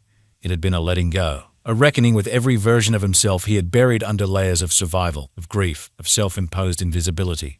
It was a rebirth. Footsteps approached, soft, deliberate, yet purposeful, drawing him back to the present. He opened his eyes. It was Celia. She didn't say anything at first, just looked at him, her gaze intense, as if she were still putting together the pieces of what she had seen, what she had heard, what she had felt, the entire, complex narrative of his soul, revealed in sound. When she finally spoke, her voice was quiet, imbued with a deep, almost reverent awe, a profound respect for the vulnerability he had displayed. "Where the hell have you been hiding, Elias Thorne? And why, my God, why?" Elias gave a small, dry smile, a flicker of his old, wry humor returning, softened by the evening's events. "Under utility closets, Miss Kingsley. Behind broken vending machines. Between rent checks. You know, the usual places where the world prefers not to look too closely, where the invisible reside, safe from scrutiny, safe from judgment." She stepped closer, her expensive perfume a subtle, delicate contrast to the lingering scent of disinfectant on his uniform, a bridge between their disparate worlds. "That wasn't just music out there tonight, Elias. That was." She stopped, searching for the right word, for a way to articulate the profound truth that had just unfolded, her usual precision with language failing her in the face of such raw emotion. He finished for her, his voice soft, understanding, resonating with a shared insight. Grief and hope, in the same breath, a testament to both loss and resilience, to the human capacity to endure. She exhaled slowly, a profound understanding passing between them, a silent acknowledgement of shared emotional depth, of a connection that transcended their social standing. Exactly. That was exactly it. A beautiful, agonizing truth. They stood in a long moment of silence, a sacred, shared space, pregnant with unspoken meaning. No pretense, no masks, just two souls stripped bare by the raw power of music, connected by an unspoken resonance, a profound kinship. Celia crossed her arms, a habitual gesture of defense, but her gaze was unwavering, direct, vulnerable. When you played, Elias, I didn't see a janitor. I didn't even see a musician, not just that. I saw someone who's lived through fire and walked out with the melody still intact, burning brightly. I saw a survivor who transformed his pain into something profoundly beautiful, something essential, something universally resonant. Elias looked down at his calloused hands, his gaze distant, lost in contemplation, absorbing her words, their unexpected validation. Funny, he said, his voice barely audible, a soft, self-deprecating murmur. That piece, Emma's favorite, used to scare me. Too exposed. Too vulnerable. It felt like laying my soul bare, like betraying her by feeling too much, by daring to move on. Now it feels like harm. Like a part of me has finally found its way back, found its voice. Then he looked up, his gaze steady, meeting hers with a new, quiet strength, a profound sense of self-acceptance, of peace. It only took losing everything else, Celia, for it to sound honest. For me to finally be honest with myself, with the world. To embrace the music again, not as a burden, but as a gift. Celia didn't respond with words, but her eyes shimmered just briefly, reflecting the faint stage lights, a profound empathy passing between them, a shared tear. In the audience, Lily, oblivious to the profound conversation happening backstage, clutched her sketchbook with both hands, her small world a sanctuary of art and love. Her drawing of Elias, sketched earlier that night, was now surrounded by a halo of musical notes, delicate and ethereal, almost alive, a visual symphony. She had scribbled something beneath it in her childish script, a profound truth articulated simply. People don't always know what they're looking at until it sings. She smiled. She had known all along. She had always seen beyond the uniform, beyond the silence, to the music within him, to the soul that resided there. Later that night, when most guests had left and the opulent lights were dimmed to their after-party glow, casting long, dancing shadows, Elias walked back out onto the empty stage. No audience, no blinding spotlight, just him and the piano, a quiet communion, a profound intimacy. Celia followed, her heels now soft against the polished wood, her steps hushed, a different kind of quiet in her presence, one of profound respect. You didn't tell me where you train, Elias, she said, her voice a soft murmur, breaking the contemplative silence, a gentle invitation to share more.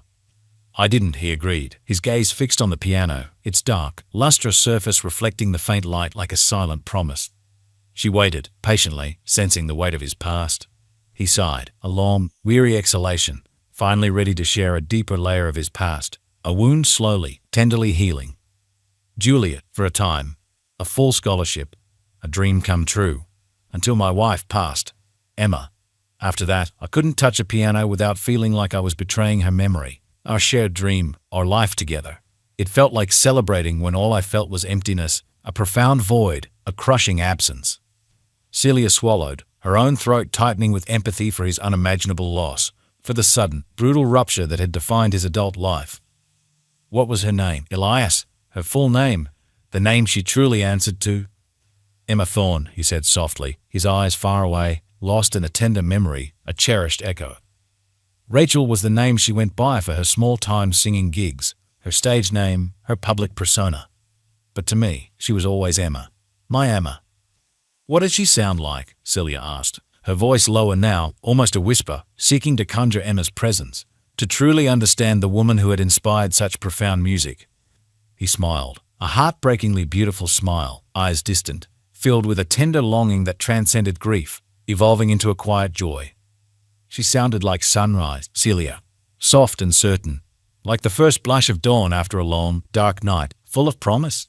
She sounded like joy, pure and unadulterated, like the promise of everything good, everything beautiful in the world.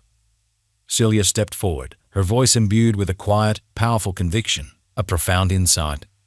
You didn't betray her, Elias. You brought her back tonight. We all heard it. We heard Emma in every note, in every phrase, in every silence. Her spirit, her love, her joy, it was all there, resonating through your music. Elias looked at her, and something in his chest, a long-held dam of grief and unspoken sorrow, cracked open completely.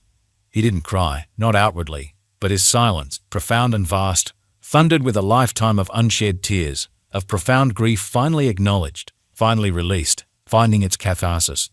A moment passed, then another, heavy with unspoken understanding, with shared humanity, with a deep, empathetic connection. "You should play again, Elias," Celia said, her voice gentle but firm, breaking the silence, offering a path forward, a vision of redemption, a new purpose. For more than just this stage, for more than just a gala, for the world, for all the hidden souls who need to hear it. Elias chuckled, a wry, disbelieving sound, a flicker of his old skepticism returning, a habit hard to break. "You offering me a record deal now, Miss Kingsley? A comeback tour for the Janitor? A headline act?" She shook her head, smiling, a genuine, unburdened smile that transformed her formidable face, revealing a profound warmth, a deep humanity. "No, Elias, I'm offering you a platform. Real ones. School programs, recital series in underserved communities, veteran centers, homeless shelters. Music, not as performance, not as entertainment for the elite, but as presence, as connection, as healing. People need to hear what music sounds like when it's not chasing applause, when it's born from genuine emotion, from raw truth, from a place of profound experience. They need to hear your music, Elias, the music of your soul." He stared at her, the enormity of her offer, the profound generosity, the sheer, life-altering potential, washing over him, a chance at a life he thought was lost forever, a dream rekindled. "And what do you need, Celia?" he asked gently, his gaze penetrating, seeing beyond her philanthropy, searching for her own unspoken desires, her own vulnerabilities. She looked taken aback, surprised by his directness, her composure momentarily faltering, revealing a raw honesty. "I mean, you're offering me a stage, a chance at redemption," he continued, his voice soft. "What's the part of you that still needs one? After all the success, all the power, all the accolades? What is it you're searching for?" Celia's smile faded, replaced by a raw, exposed vulnerability, a profound, aching honesty. She looked away, her gaze distant, lost in her own regrets, her own buried dreams, her own long-held silence. "I don't know, Elias," she whispered, her voice barely audible, a profound confession. "Maybe I just want to believe that art can still come from truth. Not branding, not profit, not manufactured perfection. Just raw, honest truth. That it can still move people. That it can still heal. That it can still matter beyond the bottom line." Elias nodded slowly, a profound understanding passing between them, a shared yearning, a mutual pursuit of authenticity, of a deeper meaning.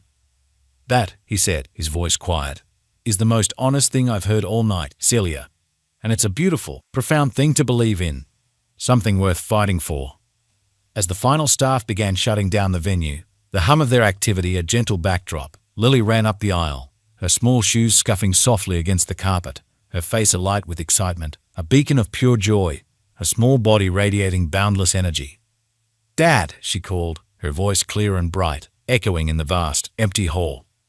"They want a picture of you at the piano.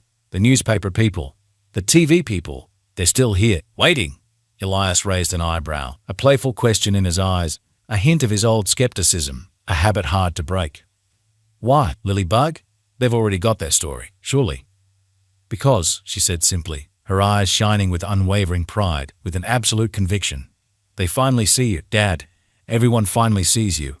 The real you. The musician. The artist. The hero." Elias looked at Celia, a silent acknowledgement, a profound gratitude, a shared triumph, a powerful bond. She smiled, a radiant, unburdened smile that reached her eyes, a reflection of his own joy. "Told you," she whispered, her voice warm, tender. That night, as they walked to the car under a sky full of city stars, their light dimmed by the urban glow, Lily reached for his hand, her small fingers intertwining with his, a comforting, familiar connection, a promise of continuity. "You think Mom heard you, Dad?" she asked, her voice soft, full of hope, a gentle query to the universe. Elias squeezed her fingers gently. "No doubt, sweet pea," he said, a tender smile on his face. She probably rolled her eyes and said, "Finally, Elias. Took you long enough, darling. I was getting impatient." They both laughed, a shared, warm sound that filled the quiet street, echoing with love, and as they drove off, the grand concert hall behind them slowly faded from view, its lights dimming to a soft glow. But the music, the profound, healing music, the echo of his soul, that lingered. For the first time in its storied history, Lexington Hall didn't know what to do with itself. It had been irrevocably changed, transformed, filled with a new kind of resonance, a symphony of second chances, a testament to the power of a single, honest note. For the first time in its storied history, Lexington Hall didn't know what to do with itself. The morning after the gala, the opulent space felt hollowed out, imbued with a lingering echo of profound emotion, a ghost of an unforgettable performance. The staff moved with a newfound quietness, their usual efficiency tinged with contemplation, their interactions softened by the lingering impact of the night before. The guests, who had arrived the night before in sequined gowns and bespoke suits, who had perfected their small talk and practiced their smiles, now sat in quiet clusters in the hotel's breakfast room, like survivors of something sacred, something that had shaken them to their core and challenged their preconceived notions. Conversations were low, careful, infused with a newfound reverence for authenticity.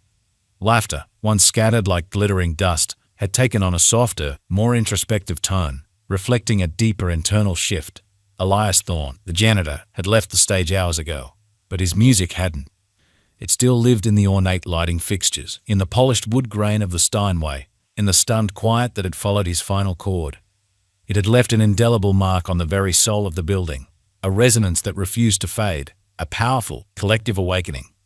Mrs. Evelyn Ashcroft, a wealthy widow and lifelong patron of the arts, dabbed her eyes with a delicate silk handkerchief, her face softened by emotion, her usual aristocratic poise momentarily forgotten. "I haven't cried during a performance since my husband passed 20 years ago," she whispered to her companion, her voice thick with emotion, trembling slightly. And that man played like he was holding someone's memory in his hands, like he was pouring his very soul into each note, a testament to enduring love, to profound loss, to human resilience. It was transcendent. A young violinist near the punch table, his expensive instrument case clutched in his hand, stared at his own violin with a new, profound reverence. His brow was furrowed in concentration, a dawning realization in his eyes, a re-evaluation of his own artistic journey. "I've been playing technique, Professor," he muttered to his mentor, his voice hushed. "But that was soul, pure, unadulterated soul, a truth I've forgotten in the pursuit of perfection." In the far corner of the breakfast room, Langston Gray sat stiffly, his posture rigid, staring into a drink he hadn't touched, the champagne gone flat, its bubbles long evaporated, his face a mask of furious, impotent contemplation. The man who had built his entire career on dissecting music with clinical brilliance and scathing wit, who had prided himself on his intellectual superiority, now found himself utterly speechless, without a single articulate thought, without a single cutting remark, and that infuriated him more than anything. "He's untrained," he muttered to no one in particular, his voice a low growl of impotent rage, a desperate attempt to cling to his shattered authority. Raw, emotionally indulgent, completely unprofessional, a barbaric display of sentimentality. But the words tasted hollow, like ash in his mouth, devoid of conviction. Because the profound, undeniable truth was, he'd been moved. Wounded, even, not by any technical flaws, but by something too honest, too universally human to refute. A janitor had just made the most brilliant, technically perfect performance Langston had heard in 20 years sound forgettable by comparison. He set the glass down with a clatter, a gesture of defeat, and, without another word, abruptly left the room, unable to face the echoes of his own profound misjudgment, the shattering of his carefully constructed world. Meanwhile, back in the quiet sanctuary of the backstage wings, Elias sat on a folding chair, elbows resting on his knees, staring at his hands like they didn't belong to him.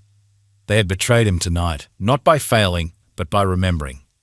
By moving without conscious instruction, how every tremor became expression, how pain, raw and profound, had leaked out of his fingertips and into the world, an uncontrolled outpouring of his deepest self. He felt both utterly exposed and profoundly relieved, like someone who had shouted a long-held confession into a vast, empty canyon and heard it echoed back with not judgment, but applause, with understanding, with a collective embrace, a shared humanity. Lily appeared beside him, clutching 2 cups of apple juice like precious trophies, her small face glowing with pride, her eyes shining with innocent triumph. "They ran out of water, Dad," she said, her voice bright, clear. "But I got us the next best thing, and they were giving them away free for the hero janitor." Elias took the cup and clinked it gently against hers, a soft, metallic chime, a moment of shared victory, a quiet celebration. "To what, Lily Bug?" he asked, a tender smile touching his lips, his eyes filled with gratitude for her unwavering faith. She looked at him, her eyes soft, shining with unwavering faith, reflecting his own newfound peace. "To the truth, Dad. Finally. Not hiding anymore. Not from anyone. Not from yourself." Across the hall, Celia Kingsley sat alone on the velvet bench of the Steinway, her stilettos kicked off her feet, curled under her like a contented cat, a subtle sign of her own vulnerability and comfort. She'd meant to stay only a moment, to recenter herself after the emotional whirlwind, to regain her composure. But that moment had stretched into a profound stillness, a contemplative silence. She could still feel his music, not just hear it, but feel it reverberating through the wood, through her very bones, a profound resonance that had awakened something deep within her. There had been a moment in the ballade, about 3/4 through, where the phrasing had changed ever so slightly, a tiny delay, a subtle pull, a pause that was not technical, but deeply, profoundly personal. And in that pause, in that vulnerable shift, she had recognized something she thought she'd buried long ago. A deep, aching longing. Not for fame, not even for music in the abstract, but for meaning, for authenticity, for the raw ache of truth, unvarnished and unapologetic. She rose slowly and made her way toward the backstage area, weaving through lingering guests who, even in their own post-performance haze, parted instinctively to let her pass, sensing her aura of quiet purpose, her undeniable authority. Elias looked up as she approached, her silhouette framed by the dim hallway light. "You're barefoot," he said, managing a small, wry smile, a hint of his old humor returning, a gesture of shared intimacy that acknowledged her vulnerability. Celia shrugged, a graceful, almost playful gesture. "Turns out stilettos aren't ideal for soul-searching, Elias, nor for chasing down janitors who perform miracles and shatter expectations. One needs to be comfortable for such profound journeys." He chuckled, a genuine, unburdened sound, rubbing the back of his neck. "So, Miss Kingsley," he asked, the formality a deliberate choice, a subtle acknowledgement of their disparate worlds. "What happens now, after the storm?" She sat on a nearby stool, her gaze meeting his, direct and unwavering, a powerful connection. "That depends, Elias," she said, her voice soft but firm, a challenge and an invitation, a new path unfolding. "Are you willing to be seen, truly seen? To step into the light you've so carefully avoided for so long, to embrace the truth of who you are?" His brow furrowed, a flicker of apprehension in his eyes, a deep-seated fear of exposure, of the responsibility that came with visibility. "Seen." Celia leaned forward slightly, her voice dropping, taking on an almost intimate tone. "You've lived years in the shadows, Elias, in service, in silence, protecting yourself, yes, but also burying a profound gift, a vital part of yourself, a talent that deserved to be shared. Tonight, you showed them who you are, the real Elias Thorne. But it doesn't end here, Elias. This can't be a one-night anomaly. This is just the beginning of a new movement." She paused, her eyes holding his with a powerful conviction. The world doesn't need another flawless, technically perfect performance. It needs proof that beauty can come from pain, that authenticity can triumph over artifice, and that a wounded soul can still choose to heal, to sing its truth, to find its voice. You are that proof, Elias. Your music is that proof, a living testament. He swallowed hard, the enormity of her words, the weight of the responsibility she was implicitly placing on him, almost overwhelming, but also profoundly inspiring. "I'm no one, Celia," he said, his voice raw, vulnerable, a desperate, familiar attempt to retreat into his familiar anonymity, into the comfort of self-effacement. "I'm a single dad who cleans floors and prays the rent doesn't go up. That's my reality. A harsh, simple, unglamorous one." Celia's voice softened, filled with a deep, unwavering conviction, a profound tenderness. "You're a man who turned grief into music, who raised a daughter with kindness, with profound love, despite unimaginable loss, despite the world's indifference, who played Chopin tonight like a prayer, like a confession, like a call to arms for anyone who has ever felt lost, unheard, invisible. That's not no one, Elias. That's the kind of man this world often forgets to see, until his light becomes too bright to ignore, until his music becomes too powerful to deny. You are a profound testament to the human spirit." A long silence passed between them, rich with unspoken understanding, with the resonance of shared truths, of two souls finding a kindred spirit, a mutual respect that ran deeper than titles or wealth. Then Elias spoke, his voice quieter, infused with a tentative hope, a dawning possibility. "Why are you doing this, Celia? After all your success, your empire, your formidable reputation, why risk it on a janitor? What do you gain from this, truly?" She hesitated, and then, for the first time, she let the carefully constructed mask slip entirely.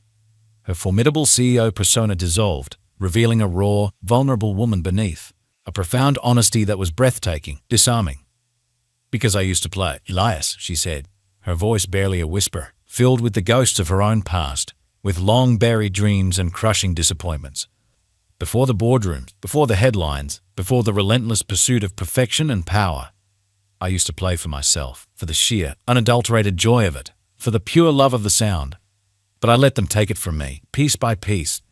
I let them convince me that worth was measured in trophies and contracts, in external validation, not in the simple, profound beauty of a melody, not in the joy of creation. And tonight, Elias, you gave it back to me. You reminded me of what I lost, of who I truly am, of the music that still lives within me." Elias looked at her, truly seeing her, seeing something fragile and profoundly human under the formidable armor she wore, a shared vulnerability. "I didn't mean to," he whispered, deeply moved, a profound humility in his tone. "I just played."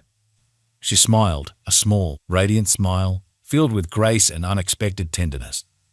"The best gifts are often unintentional, Elias. They are the ones that surprise us, that break through our defenses, that pierce through the deepest silences." That night, as the gala finally emptied and the final lights dimmed, casting the grand hall into a quiet slumber, a peaceful repose, Celia walked Elias and Lily to the front steps of Lexington Hall. The city was quieter than usual, the urban hum softened by the late hour, a gentle caress of the night. Lily hugged her sketchbook to her chest, a silent guardian of the night's magic, her eyes heavy with sleep but shining with joy, a testament to her innocent faith. "Will you really help my dad play again, Miss Kingsley?" she asked Celia, her voice imbued with a child's unwavering hope, a silent, heartfelt plea. Celia crouched down to Lily's level, brushing a strand of blonde hair behind her ear, her touch gentle, maternal, filled with a profound promise. "I won't help him, Lily," she said, her voice soft but firm, a statement of empowering belief. "I'll stand back and let him remind the world what true music sounds like, what true humanity sounds like when it's played from the soul, without pretense. I will create the space for him to do it." Lily beamed, her small face radiant with joy, her belief in her father unwavering. Elias stared at the sky for a moment, searching for something among the distant city stars, a silent conversation with Emma, a silent promise, a profound gratitude. Then he turned back, his voice full, steady, imbued with a newfound resolve, a profound acceptance of his new path, his rekindled purpose. "I think it's time I stopped surviving, Celia," he said, meeting her gaze, "and started living again. Truly living, truly playing, truly being seen." Celia nodded, a profound understanding in her eyes, a shared vision, a mutual commitment. "Then let's make sure the world is listening, Elias Thorne." The stage was set, not just for music, but for a new chapter, a symphony of healing, hope, and unexpected connection. The curtain was ready to rise on a life transformed. The following morning, the city forgot. It went back to honking horns, the bitter taste of hurried coffee, and calendars full of meetings that rarely meant anything, the relentless churn of urban life resuming its indifferent, ceaseless rhythm. But inside the quiet rehearsal studio at the Lexington Foundation building, nestled away from the metropolitan clamor, a profound transformation was unfolding, something real and infinitely more meaningful than any corporate merger.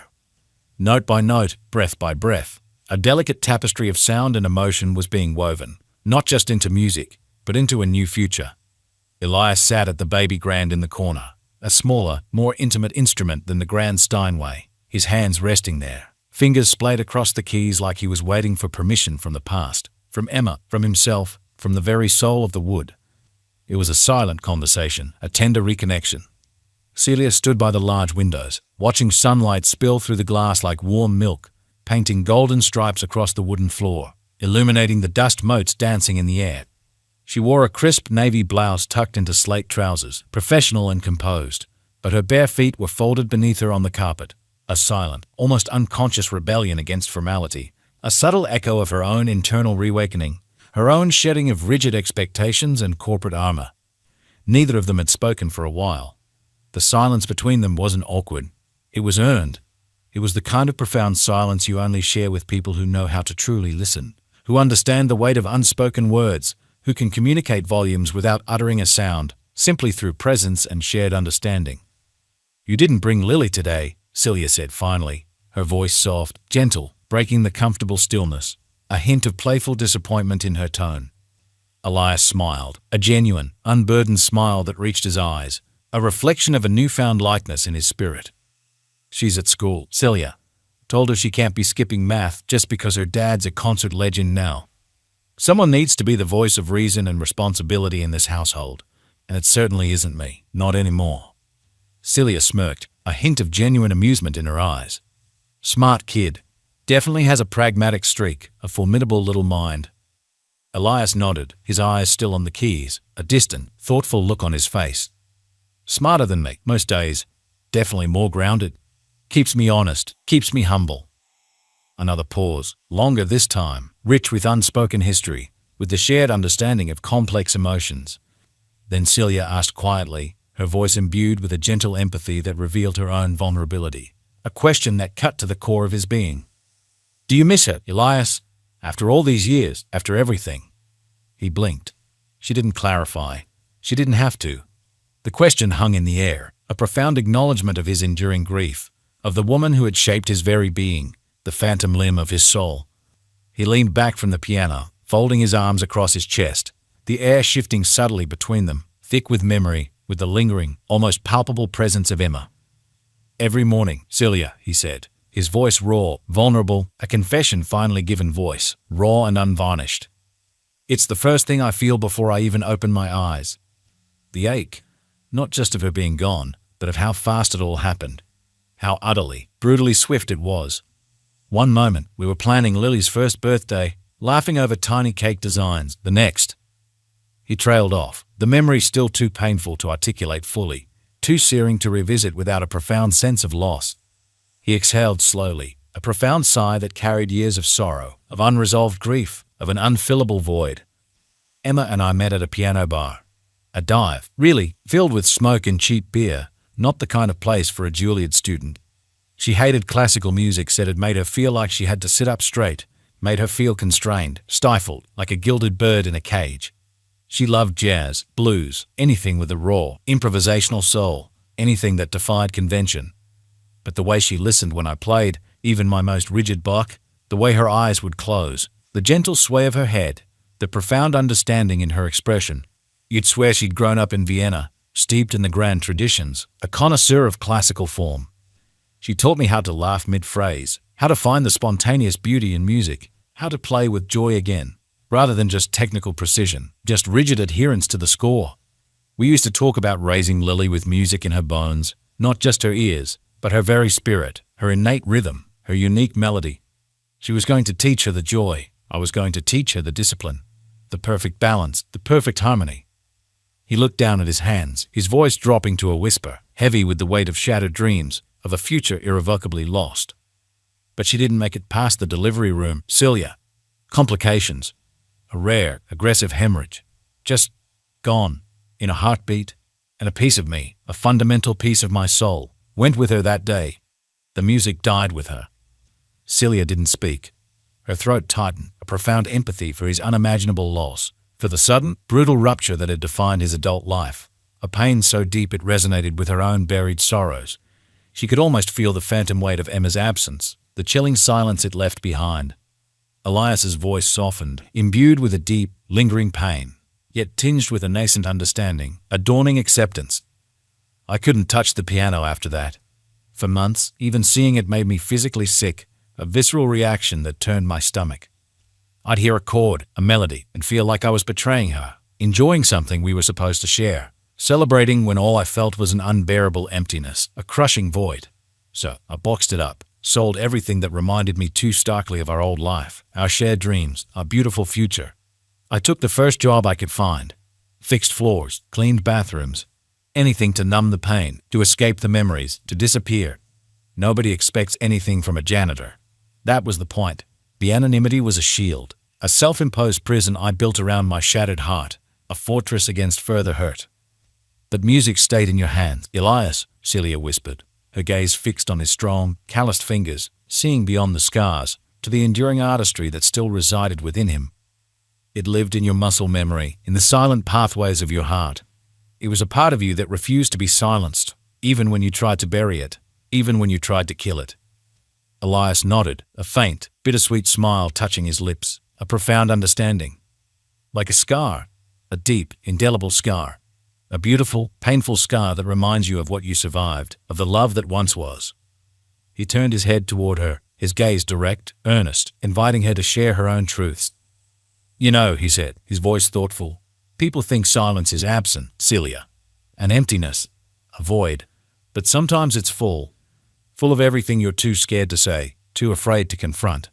Full of the past, full of grief, full of unshed tears, full of unspoken stories." Celia stepped closer, her posture softening, her own vulnerability mirroring his, a profound intimacy blooming between them.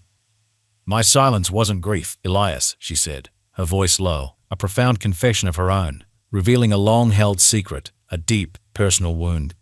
It was fear, a different kind of fear, but just as crippling, just as isolating, just as profoundly lonely. Elias met her eyes, a shared understanding passing between them, a deep recognition of parallel journeys, of different wounds, but a common human experience. "I was a prodigy," she said simply, the word devoid of pride, tinged instead with a subtle bitterness, a burden she had carried for decades. "My parents mortgaged everything to buy me a piano, to fund my lessons, to propel me towards greatness, towards a destiny they had chosen for me, not one I chose for myself. I was winning competitions by 9, playing with full orchestras by 12.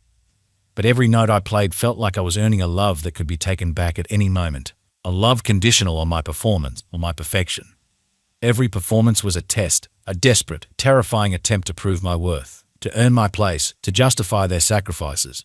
She walked to the piano bench and sat beside him, the worn wood sighing softly under their combined weight, a silent testament to countless hours of shared stories.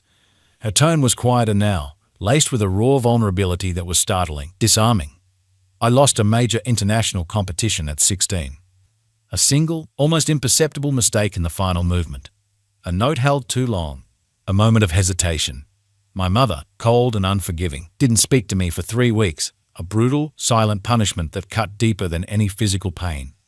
My father, pragmatic and heartbroken by the perceived failure, suggested business school. He said music was a fickle mistress, a dangerous distraction, a path to inevitable disappointment. I never played again after that. Not a single note. Not a single chord. Not until last night, Elias, when I sat here and your music, raw and honest, reached into the silence of my own heart, breaking through decades of fear, finally setting me free." Elias's gaze softened, a profound empathy in his eyes, his hand reaching out to gently cover hers on the keys, a silent gesture of comfort and understanding. "And how did it feel, Celia?" he asked, his voice gentle, inviting her to remember, to truly feel the echoes of that reawakening. Celia looked at the keys, touched a single D with her finger, pressing it lightly, listening to the soft, resonant note, a profound echo of a lost self. "It felt," she said, her voice barely audible, filled with a bittersweet clarity, "like remembering who I was before I started trying to impress ghosts, before I let the fear of losing define me, control me, turn me into someone I wasn't. It felt like coming home, Elias. After a very, very long exile, I found my way back." They sat in silence again, but this time it wasn't heavy or oppressive. It was healing. A restorative silence, shared and understood, woven with the fragile threads of rediscovered hope, of mutual rediscovery. On the wall near the piano, a small, elegantly framed plaque, recently installed by Celia, read, "In memory of moments that almost happened." Elias nodded toward it. "That's profoundly accurate," he said, a faint, sad smile on his lips. "A tribute to what could have been, and what can still be." Celia glanced at it, a genuine, unburdened smile replacing her earlier wistfulness, a radiant glow. "That's why I had it made," she said. "Every donor, every executive, wanted a grand quote from a famous composer, something eloquent and impressive, a symbol of their own perceived genius. I chose the truth. Because sometimes, Elias, the almost are more powerful, more heartbreaking, and ultimately more defining than the actuals. They shape us just as much." She turned to him, her eyes shining with renewed purpose, a powerful vision unfolding within her, a shared destiny. "I want to fund a series, Elias," she said, her voice firm, resolute, infused with a new passion. "Not just galas for the elite, not just performances for a select few. Something real. Recitals in underserved schools, veteran centers, homeless shelters. Music, not as performance, not as entertainment for the privileged, but as presence, as connection, as healing, as a profound act of humanity, of shared spirit. Elias raised an eyebrow, the enormity of her vision, the profound generosity and hope it embodied, dawning on him, his heart swelling with inspiration. "And you want me to?" "To lead it," she said, her voice firm, resolute, infused with unwavering conviction. "To teach, to play, to help others who thought they had to bury their gifts, their passions, their very souls, just to survive. To show them that their music, their voice, their unique story still matters, that they still matter. You, Elias Thorne, are the embodiment of that message. You are the living proof." He leaned back, his hands clasped loosely in his lap, the weight of the offer immense, life-altering, a dizzying sense of possibility. "Celia," he said, his voice soft, "I'm not a symbol. I'm just a man, a janitor, a war veteran, a single father." "No," she said, her voice unwavering, her gaze holding his with unwavering conviction, seeing past his humble labels to the profound truth of his being. "You're a mirror, Elias. People see you, they hear your story, and they realize they still have time. Time to reclaim parts of themselves they thought were lost forever. Time to start again. You are a beacon of hope." Elias looked away, emotion tightening his jaw, the profound impact of her words resonating deep within him, challenging his deepest held beliefs about himself, about his worth. "You think they'll listen to someone like me, Celia? A janitor? A veteran? A single father whose life has been defined by loss, by invisibility?" She didn't hesitate, her conviction absolute. "They already did, Elias. Last night, they listened more intently, felt more profoundly than they have to any symphony in decades. They listened to your heart, and they will listen again because you speak a universal language." The door creaked open, a small, familiar sound, and Lily peeked inside, her small backpack slung over one shoulder, her blonde braid askew, her eyes shining with youthful curiosity, a burst of pure, innocent joy. "I told her she could meet you here after school, Celia," Elias said, a flicker of apprehension in his eyes, a half apology for the unexpected interruption. "Hope that's okay.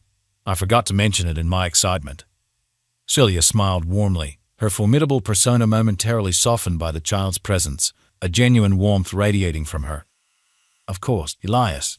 She's always welcome, especially here, in this home of music." Lily stepped into the room, her small figure radiating a confident joy, and marched directly toward the piano like it was her birthright, her natural habitat, her destined place. "Did you play, Miss Kingsley?" she asked, her voice bright with eager curiosity. "Did you make the piano sing with Daddy?" "Not yet, Lily," Celia replied, a gentle smile. "I was just waiting for some inspiration, and a little companion, a collaborator." Lily patted the bench between them, her gaze earnest, inviting. "There's still time. Plenty of time. The music is waiting for us." Elias laughed, a genuine, hearty sound that filled the room with warmth and joy. "She's very persuasive, Celia. Gets exactly what she wants, always." "She gets it from someone," Celia said, her eyes twinkling, a shared warmth between them, a hint of playful affection. Lily hopped onto the bench between them, a small, bright spark of life, and pointed at the keys. "Show me something sad," she said, her voice soft, her request profound, but the kind that gets better at the end, the kind that has hope, the kind that makes you want to dance, even when you're crying, because you know it's going to be okay. Elias and Celia exchanged a glance, a silent communication passing between them, a profound understanding, a shared destiny unfolding. And then, side by side, their hands reaching for the keys, they began to play. A simple duet, a lullaby, reborn, infused with new meaning, new hope. And in that quiet studio, bathed in the amber glow of stained glass windows, three lives, once disparate, once lost in their own silences, became a single, beautiful harmony. The symphony of memory, hope, and new beginnings had truly begun, its notes weaving a future Elias had never dared to dream, a testament to the transformative power of the unspoken language of the heart. It was the kind of afternoon that sneaks up on you cloudless, breezy, soft with the hush of early spring, painting the world in nascent greens and pastel blues, a gentle caress of renewal, promising growth and new possibilities. Elias stood by the window of the old chapel, now their vibrant music room, carefully tuning a dusty upright piano Celia had rescued from a community auction. The keys were chipped, some of the hammers stiff, bearing the marks of a forgotten past, but it had character, a soulful imperfection, like most things truly worth keeping, truly worth restoring.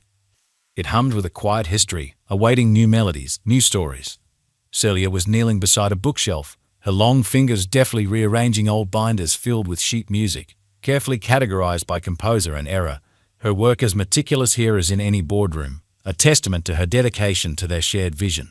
Lily was at the far end of the room, humming to herself, a soft, tuneless melody that bespoke contentment, while sketching a scene of Elias teaching a class full of eager, smiling children, her pencil flying across the page with unbridled imagination, capturing the joy of learning, the essence of connection. Every now and then, Celia would glance over at Elias, his hands gentle on the strings, brow furrowed in concentration, sleeves rolled up to reveal strong, capable forearms. The kind of man, she thought, who could build a home out of silence, then fill it with music. A quiet strength radiated from him, a peaceful determination she found profoundly attractive, a groundedness she now craved in her own life. "I haven't seen you this focused since the fire alarm went off during the gala, Elias," she teased, a playful glint in her eyes, a shared, fond memory. Elias chuckled, not looking up, his fingers carefully plucking a string, listening intently to the subtle vibration. That was focus born of panic. "Celia, this is focus born of passion. Vastly different experiences, I assure you. One is about survival, the other about living." She smirked. "So is half of corporate America, Elias. Just a more expensive kind of panic, and far less productive, I found." He adjusted another tuning peg with a precise turn, tapped a middle C, still slightly sharp.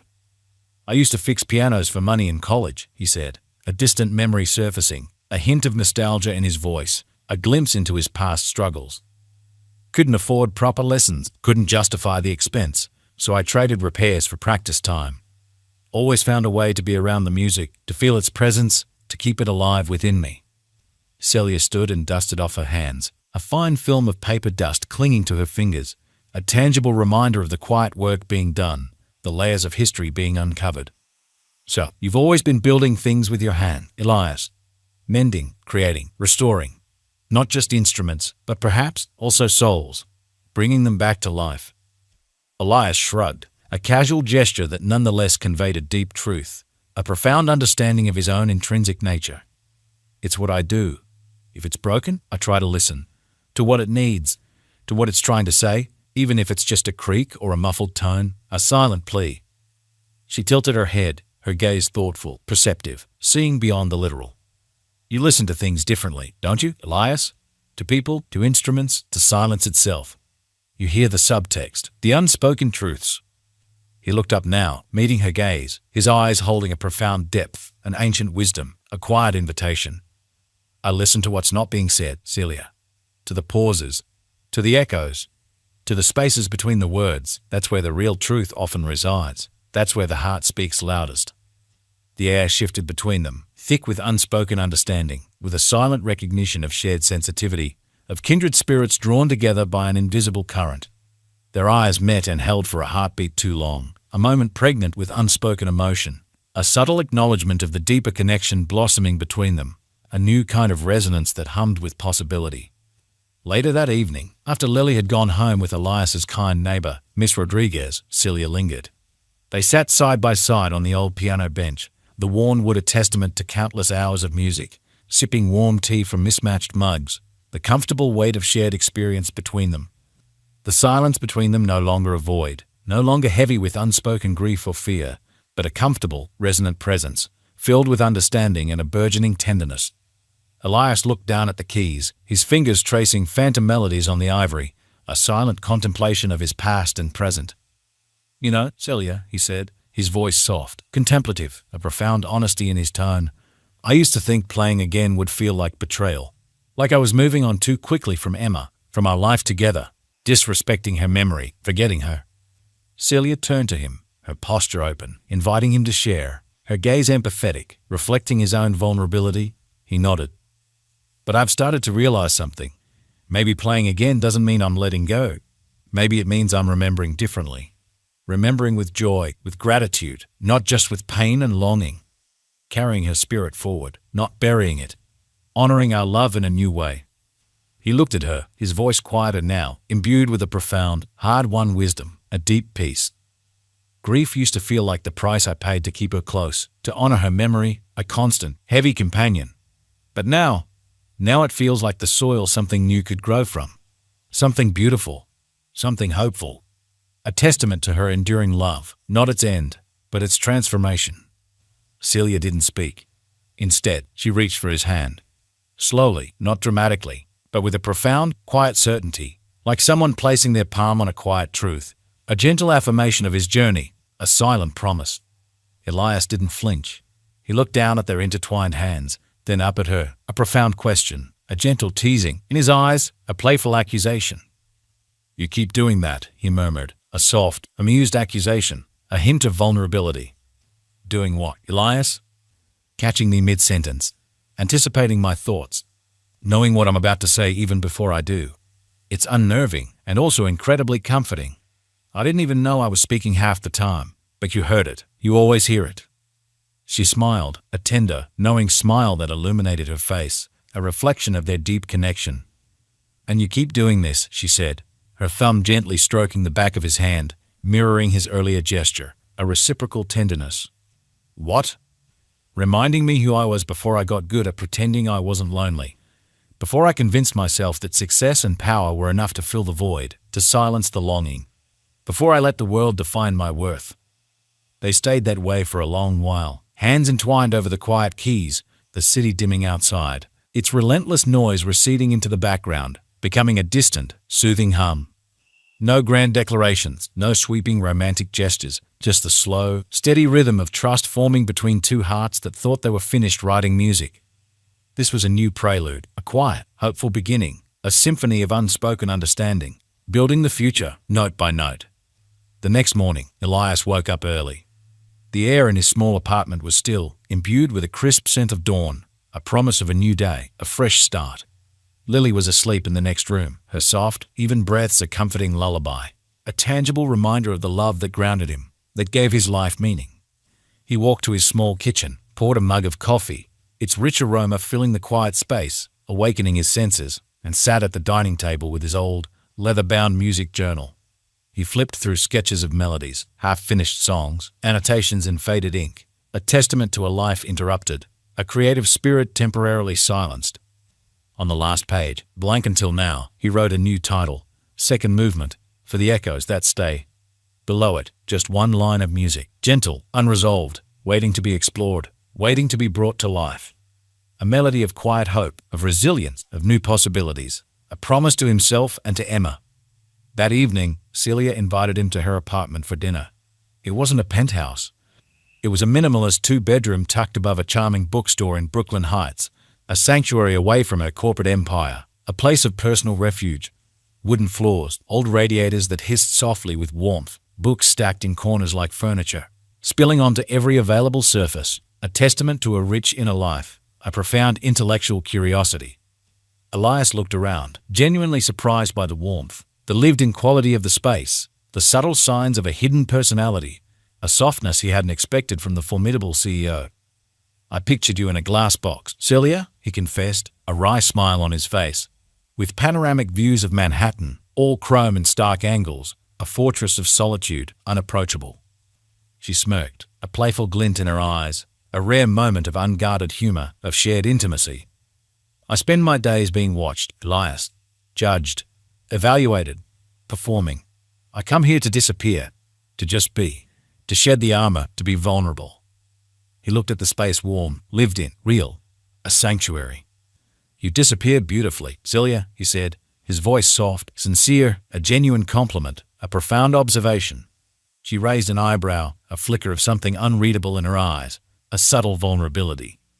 "You always talk like that, Elias. So honest. Only when I'm not thinking too hard, when my guard is down, when I'm most vulnerable, you see right through me." They ate on the small balcony, the city lights twinkling below them like scattered diamonds, a softer, gentler backdrop to their conversation, a private world amidst the urban chaos. They laughed softly about Lily's latest drawing, a charmingly rendered cartoon of Elias in a superhero cape labeled Maestro Dad, a testament to her innocent admiration. Then they fell into a comfortable, companionable silence, the kind that spoke of deep connection, the city's hum a distant, soothing backdrop, a melody of shared presence. Celia rested her head on her folded arms, gazing out at the vast expanse of the city, lost in contemplation, in reflection. "You know what I miss most about music, Elias?" she asked, her voice a soft murmur, filled with a quiet yearning, a deep nostalgia. He waited, listening, sensing the deeper meaning, the profound truth. The part right before the first note. That stillness, full of what could be, full of pure, unadulterated potential. The promise before the performance, before the judgment, before the fear. Elias smiled, a profound understanding in his eyes, a shared memory. I think we're in that part right now, Celia. Just before the next movement begins. Just before our next chapter unfolds. It's terrifying and exhilarating. When he walked her to the door later that night, she didn't say goodbye. She just leaned in, rested her forehead lightly against his chest, her touch gentle, intimate, a gesture of profound trust, and whispered, "Don't disappear on me, Elias Thorne. Not again. Not ever. I need you to stay." Elias pressed a kiss to the top of her head, his voice steady, resolute, a promise woven into the fabric of the night, into the very core of their burgeoning relationship. "I'm done hiding, Celia. Especially from you. My hiding days are over. My music has found its audience, and my heart has found its home. I'm here." That night, Elias sat at his old keyboard after Lily had gone to bed. The quiet hum of the instrument a familiar comfort, a silent invitation. He didn't practice technical exercises. He played. For the first time in years, he played without guilt, without fear, without the crushing weight of past sorrow. He played with the sound of something beginning, a second movement, yes, but this time not played alone. The echoes of his soul, no longer confined to the quiet, were finding their harmonious counterpoint, their resonant partner in Celia, in Lily, in the new life they were building. The music had found a new kind of resonance, a new kind of truth, a symphony of belonging that was both profound and deeply personal. The evening air was soft with promise, the kind that only arrives when spring has fully let go of winter, a gentle warmth lingering after a day of clear skies, hinting at new beginnings, at profound transformations. Lanterns twinkled gently above the courtyard of the old chapel, now beautifully restored, its brick walls wrapped in vibrant ivy and strung with soft, inviting lights, transforming it into a beacon of community, a sanctuary of sound. Folding chairs lined the meticulously arranged space, rows filled with neighbors, friends, students, and curious members of the community, people who had once come to listen, and in doing so had stayed to belong, to become a part of something larger than themselves, to find their own echoes in the music. Tonight was the final recital of the Listening Room series for the season. Not the end of the music, Elias knew, but a celebration of how far it had carried them, how many lives it had touched, how many profound connections it had forged. It was an affirmation of their journey, a testament to resilience and hope. At the edge of the crowd, a proud father, Elias adjusted the cuffs of his charcoal blazer. He hadn't worn one in years, the fabric feeling both unfamiliar and strangely right, a symbol of his transformation, of his acceptance of a new identity. Lily had insisted on the blazer. "You look like a real music man, Dad," she'd said earlier, tugging at the lapel with unbridled pride, her eyes shining with pure joy. He'd only smiled, unable to speak past the warmth blooming in his chest, a joy too profound for words, a gratitude that transcended language. Beside him, Celia stood in a soft navy dress, her hand tucked comfortably into his, a silent testament to their deepening bond, a shared future unfolding. She didn't need to say anything. The calm in her presence, the gentle strength of her touch, said enough. It was a symphony of unspoken understanding, a melody of intertwined souls. From the small stage, a young girl, a student from Elias's Thursday piano class, bowed gracefully after finishing a delicate, surprisingly mature piece by Chopin. The audience erupted into gentle, heartfelt applause, their faces alight with appreciation for the burgeoning talent, for the dreams being nurtured. Elias leaned down to Lily, who was seated in the front row, clutching her precious sketchbook like a shield, her small face alight with anticipation, a profound excitement in her eyes. "You nervous, Lily Bug?" he whispered, a playful glint in his eye. She grinned, her small face radiant, her confidence unwavering. "Not at all, Dad. Why would I be?" she whispered back, her voice full of confidence, brimming with a child's profound wisdom. "I've got two of the bravest people I know sitting right here. I'll be fine. The music will be fine. We are all fine." Then, with a profound, almost breathtaking courage, she stepped onto the stage, carrying nothing but her worn sketchbook and her unwavering spirit, a beacon of innocent hope, a testament to her father's teaching. She opened it, turning to a drawing of the chapel bustling with people, music notes floating into the sky like tiny birds, and at the very center, a janitor with a mop standing next to a grand piano, the image capturing the essence of their journey, the unexpected beginning that had led them here, to this moment of profound triumph. Lily spoke into the mic, her voice small but clear, resonating with an undeniable truth that filled the quiet space, touching every heart. This place used to be quiet. Not the good kind of quiet, the lonely kind. The kind where echoes just bounced around, unheard, making you feel small and isolated, like you didn't matter. But now, her voice swelled with a joyful conviction, it's full of echoes that make you feel seen, that make you feel like you belong, like you have a voice, even when you don't use words, because your art speaks for you. She looked directly at Elias, her eyes shining with profound love and unwavering pride, a silent declaration of gratitude. "And I want to thank my dad," she said, her voice catching slightly, thick with emotion, tears welling in her eyes, "for teaching me that being broken doesn't mean you stop creating. It just means you make different music. And that different music, the music from your soul, can heal, can connect, can bring people together, can change the world." The crowd went utterly still. Then, as one, came a standing ovation, not for a performance, but for a profound, shared truth, a testament to the power of a child's wisdom, of a father's enduring love.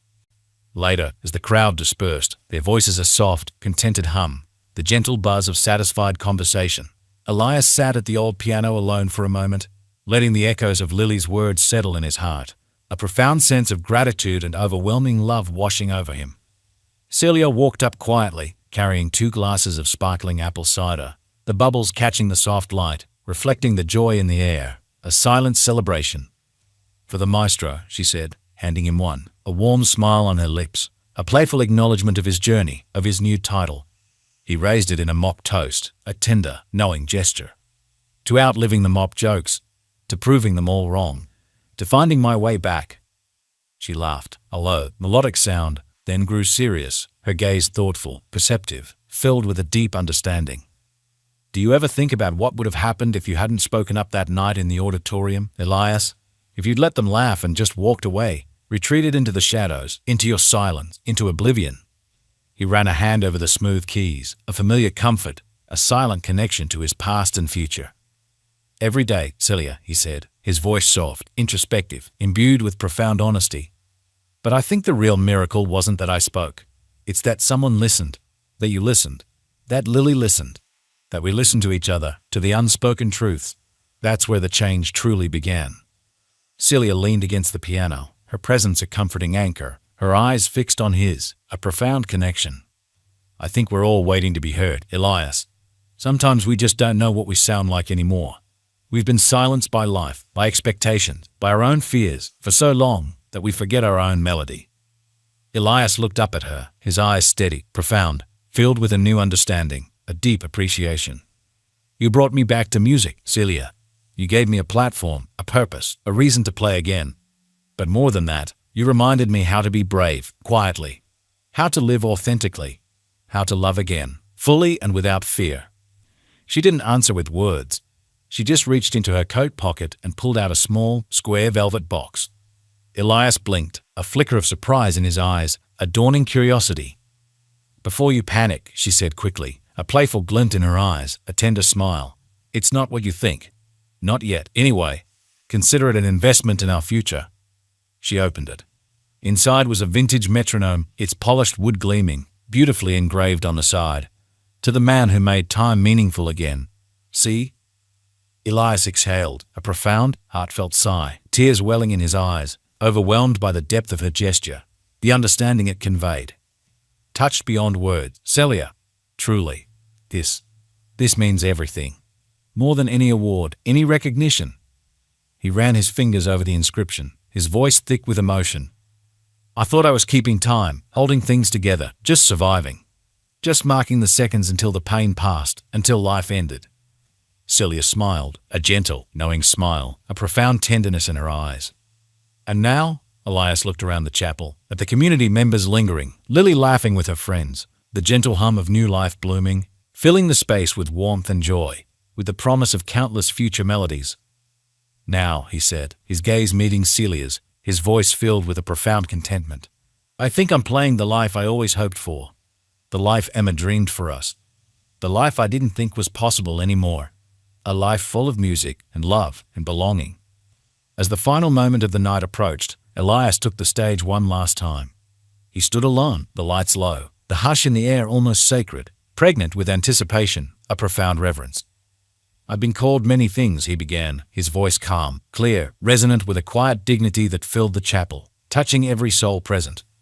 A janitor, a teacher, a veteran, a single dad, even, at times, a broken man, a ghost in a hall. He paused, his gaze sweeping over the faces in the audience, filled with warmth and gratitude, with a profound connection.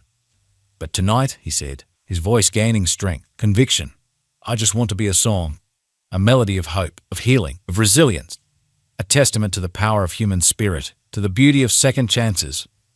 He sat and began to play a piece he'd written just the week before, a melody born of newfound joy and profound peace, a synthesis of his past and present. Not for Rachel, not for grief, not for survival, but for what came after, for healing, for connection, for love, for Lily, for Celia, for himself. The melody was simple, honest, filled with pauses that spoke louder than crescendos, full of quiet power, and somewhere near the middle, a gentle phrase repeated like a heartbeat, constant, unwavering, unafraid. As the final note faded, lingering in the air, there was no applause at first, just profound stillness, a collective holding of breath, a shared moment of grace, of spiritual communion, then a single tearful standing ovation that seemed to stretch beyond the room, beyond the chapel walls, echoing into the vastness of the city night, a symphony of belonging, a chorus of awakened hearts. The final days of spring had gracefully yielded to the embrace of early summer, painting the city with warmer, more vibrant hues and infusing the air with the intoxicating scent of possibility. The old chapel, now affectionately and officially renamed the Listening Room, hummed with a different kind of energy, not the frantic buzz of corporate ambition, but a gentle, resonant vibration of creativity and human connection. It was no longer a forgotten relic gathering dust, but a vibrant hub, a living, breathing testament to the power of authenticity, the beauty of second chances, and the profound impact of a single, honest note. Elias Thorne, no longer confined to the anonymity of his janitor's uniform, moved through the space with a newfound lightness in his steps, a quiet confidence in his posture. He was still the careful, meticulous man, his movements precise and deliberate, but now his focus was on guiding young, eager hands over piano keys, on patiently explaining the nuanced phrasing of a melody, on nurturing the nascent talents that bloomed in his diverse classes. He wore simple, well-fitting clothes, comfortable sweaters, and dark trousers, a uniform of quiet dignity that truly reflected the man he had always been, now finally seen. Celia Kingsley, too, had shed layers of her old armor. Her sharp, tailored blazers, once an indispensable part of her corporate persona, were often replaced by soft, flowing blouses, and her formidable stilettos by elegant, comfortable flats when she came to the chapel. She was still the formidable CEO, navigating corporate boardrooms with ruthless efficiency and strategic brilliance, but she carried a different kind of light now, a warmth and softness in her eyes that hadn't been there before, a subtle glow of contentment. Her visits to the listening room became increasingly frequent, sometimes for crucial foundation board meetings, sometimes just to sit quietly in the back, her presence unobtrusive, listening to Elias teach, watching Lily draw, or simply feeling the profound, healing peace that permeated the space. She learned to appreciate the unplanned pauses, the spontaneous bursts of children's laughter, the occasional discordant note that made the subsequent harmony all the more precious, all the more real. She learned to breathe again, not just to strategize. One sweltering afternoon, as the city sweltered under an oppressive heat wave, Elias and Celia sat in the small, newly renovated office of the listening room, its windows open to allow a faint, much-needed breeze, reviewing grant applications. Lily was in the main hall, leading a group of younger children in a sound exploration exercise, her quiet directives surprisingly effective, her small voice guiding their enthusiastic, if sometimes chaotic, musical experiments. The gentle cacophony of children's laughter, the plinks and plonks of experimental piano notes, and the rhythmic shaking of tambourines drifted in through the open door, a joyful, unfiltered symphony. This application from the inner-city community center is particularly compelling, Elias, Celia said, tapping a polished nail on a detailed proposal document, her brow furrowed in concentration. But they're requesting funds for a full recording studio. That's a significant investment, well beyond our initial scope for outreach programs this quarter. The budget is tight, and there are other worthy causes. Elias leaned back in his chair, a thoughtful, deeply contemplative expression on his face, his gaze fixed on the sounds drifting from the hall. Perhaps. But remember what Lily said, Celia, about how this place used to be quiet, the lonely kind. Their community faces the same silence, but often it's louder, harsher. A silence born of neglect, of being unheard. A studio isn't just about recording music, Celia. It's about giving them a voice they never had. A way to share their own echoes, their own stories, their own unique music with the world. It's about validation. It's about hope. It's about being seen, even when you're invisible. Celia looked at him, his passion evident, his vision clear, his words resonating with profound truth. He had truly embraced his new role, not as a job or a position, but as a calling, a mission of the heart. He saw beyond the numbers, beyond the financial implications, to the profound human impact, the transformative power of a single act of listening. "You've changed, Elias," she said softly, a genuine, deep admiration in her voice, a profound tenderness. "You're not just playing the life you hoped for. You're building it, note by note, heartbeat by heartbeat, and you're helping others build theirs too." He smiled, a genuine, radiant smile that illuminated his face, a reflection of a deep, inner peace he hadn't known was possible. "So have you, Celia. I see it. You're not just funding art. You're feeling it again. The music has found its way back into your soul. That silence, the one you guarded so fiercely, the one you thought was your strength, it's not a cage anymore. It's a space for new melodies, for new connections, for pure, unadulterated joy." She nodded, a profound truth in his words, a gentle tear tracing a path down her cheek. Her own passion for music, long buried under layers of ambition, of corporate strategy, had reawakened, not as a source of crushing pressure, but as a source of profound joy, a wellspring of renewed purpose. Later that week, Celia made an unprecedented decision that would send ripples through the philanthropic world. She personally championed the Inner City Community Center's grant application, presenting a compelling case to the foundation board, not with her usual meticulously prepared charts and financial figures, but with a deeply personal narrative. She spoke about Elias, about Lily, about the power of music to transcend barriers, and about her own journey back to the true meaning of art and human connection. The board, initially skeptical, accustomed to her detached, analytical presentations, was profoundly moved by her raw honesty and passion. The studio was approved, a direct result of Elias's quiet, powerful influence and Celia's newfound courage to speak from the heart, to lead with empathy. The summer nights at the listening room were nothing short of magical. Outdoor recitals under the twinkle of fairy lights, their soft glow illuminating the faces of the audience. Open mics where hesitant voices, trembling at first, found courage and strength in the supportive space. Children's art projects, inspired by the melodies they heard, filled the walls with vibrant colors and joyful chaos. Lily, now a more confident and articulate presence, her insight sharper than ever, often shared her drawings, her unseen symphonies, before Elias played, beautifully bridging the gap between sight and sound, between art and music.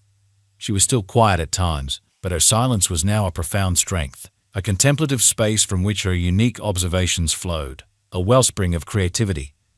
Elias and Celia's relationship deepened, growing organically, like a slow, intricate piece of music, each note building upon the last, weaving a rich, complex harmony.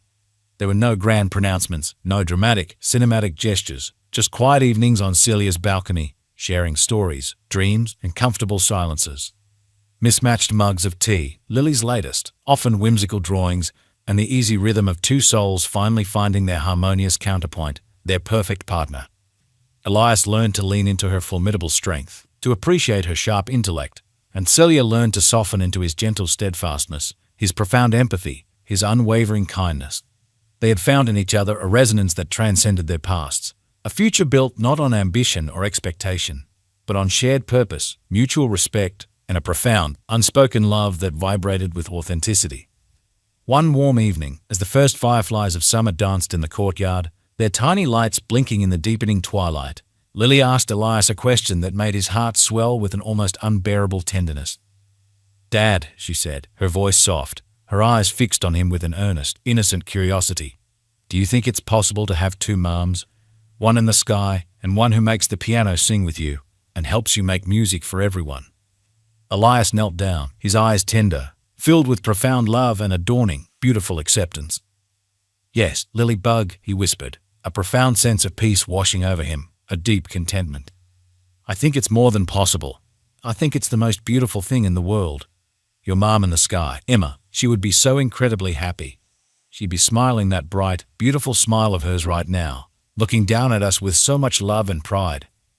A few weeks later, on a cool, fragrant evening in late June, the air filled with the sweet scent of blooming jasmine and the soft rustle of leaves, a gentle symphony of nature embracing their joy. The courtyard of the listening room was transformed into a magical, intimate setting. Twinkling fairy lights strung overhead cast a warm, ethereal glow, and the space was filled with the quiet murmur of anticipation, of shared joy. It wasn't a grand, formal event, not a lavish affair designed for public consumption or corporate show. It was just an intimate gathering of close friends and family, their chosen community, the people who had walked alongside them on their journey.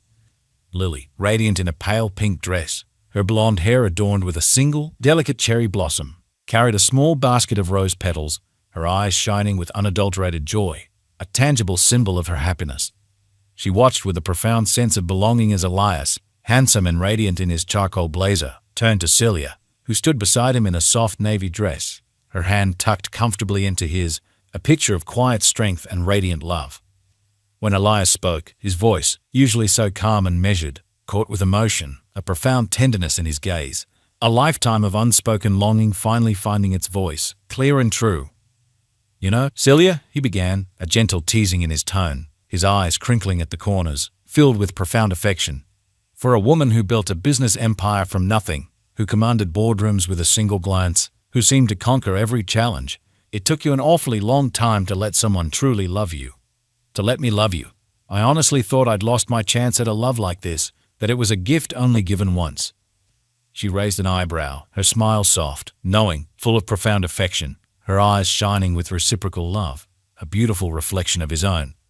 "And for a janitor with a mop and a heart of gold, Elias Thorne, a quiet, invisible man, you're surprisingly patient, surprisingly stubborn, and utterly irresistible. I thought I didn't deserve a love like this, that my past regrets made me unworthy." They both laughed, a shared, joyful sound that echoed through the soft night, a perfect harmony, a testament to their improbable, beautiful journey, to the power of human connection. Then Celia leaned in and whispered so only he could hear, her breath warm against his ear, a sacred vow, a profound confession. "Thank you for never trying to fix me, Elias, for never trying to change me, for just standing still, with unwavering patience, with profound understanding, until I could find my way back to myself, to you, to us. Thank you for showing me that true strength is not in building walls, but in vulnerability, in daring to love again." And when they exchanged vows, beneath the shimmering fairy lights and the silent, watchful eyes of the stars, their silent witnesses, they didn't promise perfection. They didn't promise a life without challenges or sorrows. They promised presence. They promised to speak the truth even when it trembled. They promised to listen, truly listen, even when there were no words, to the unspoken language of the heart.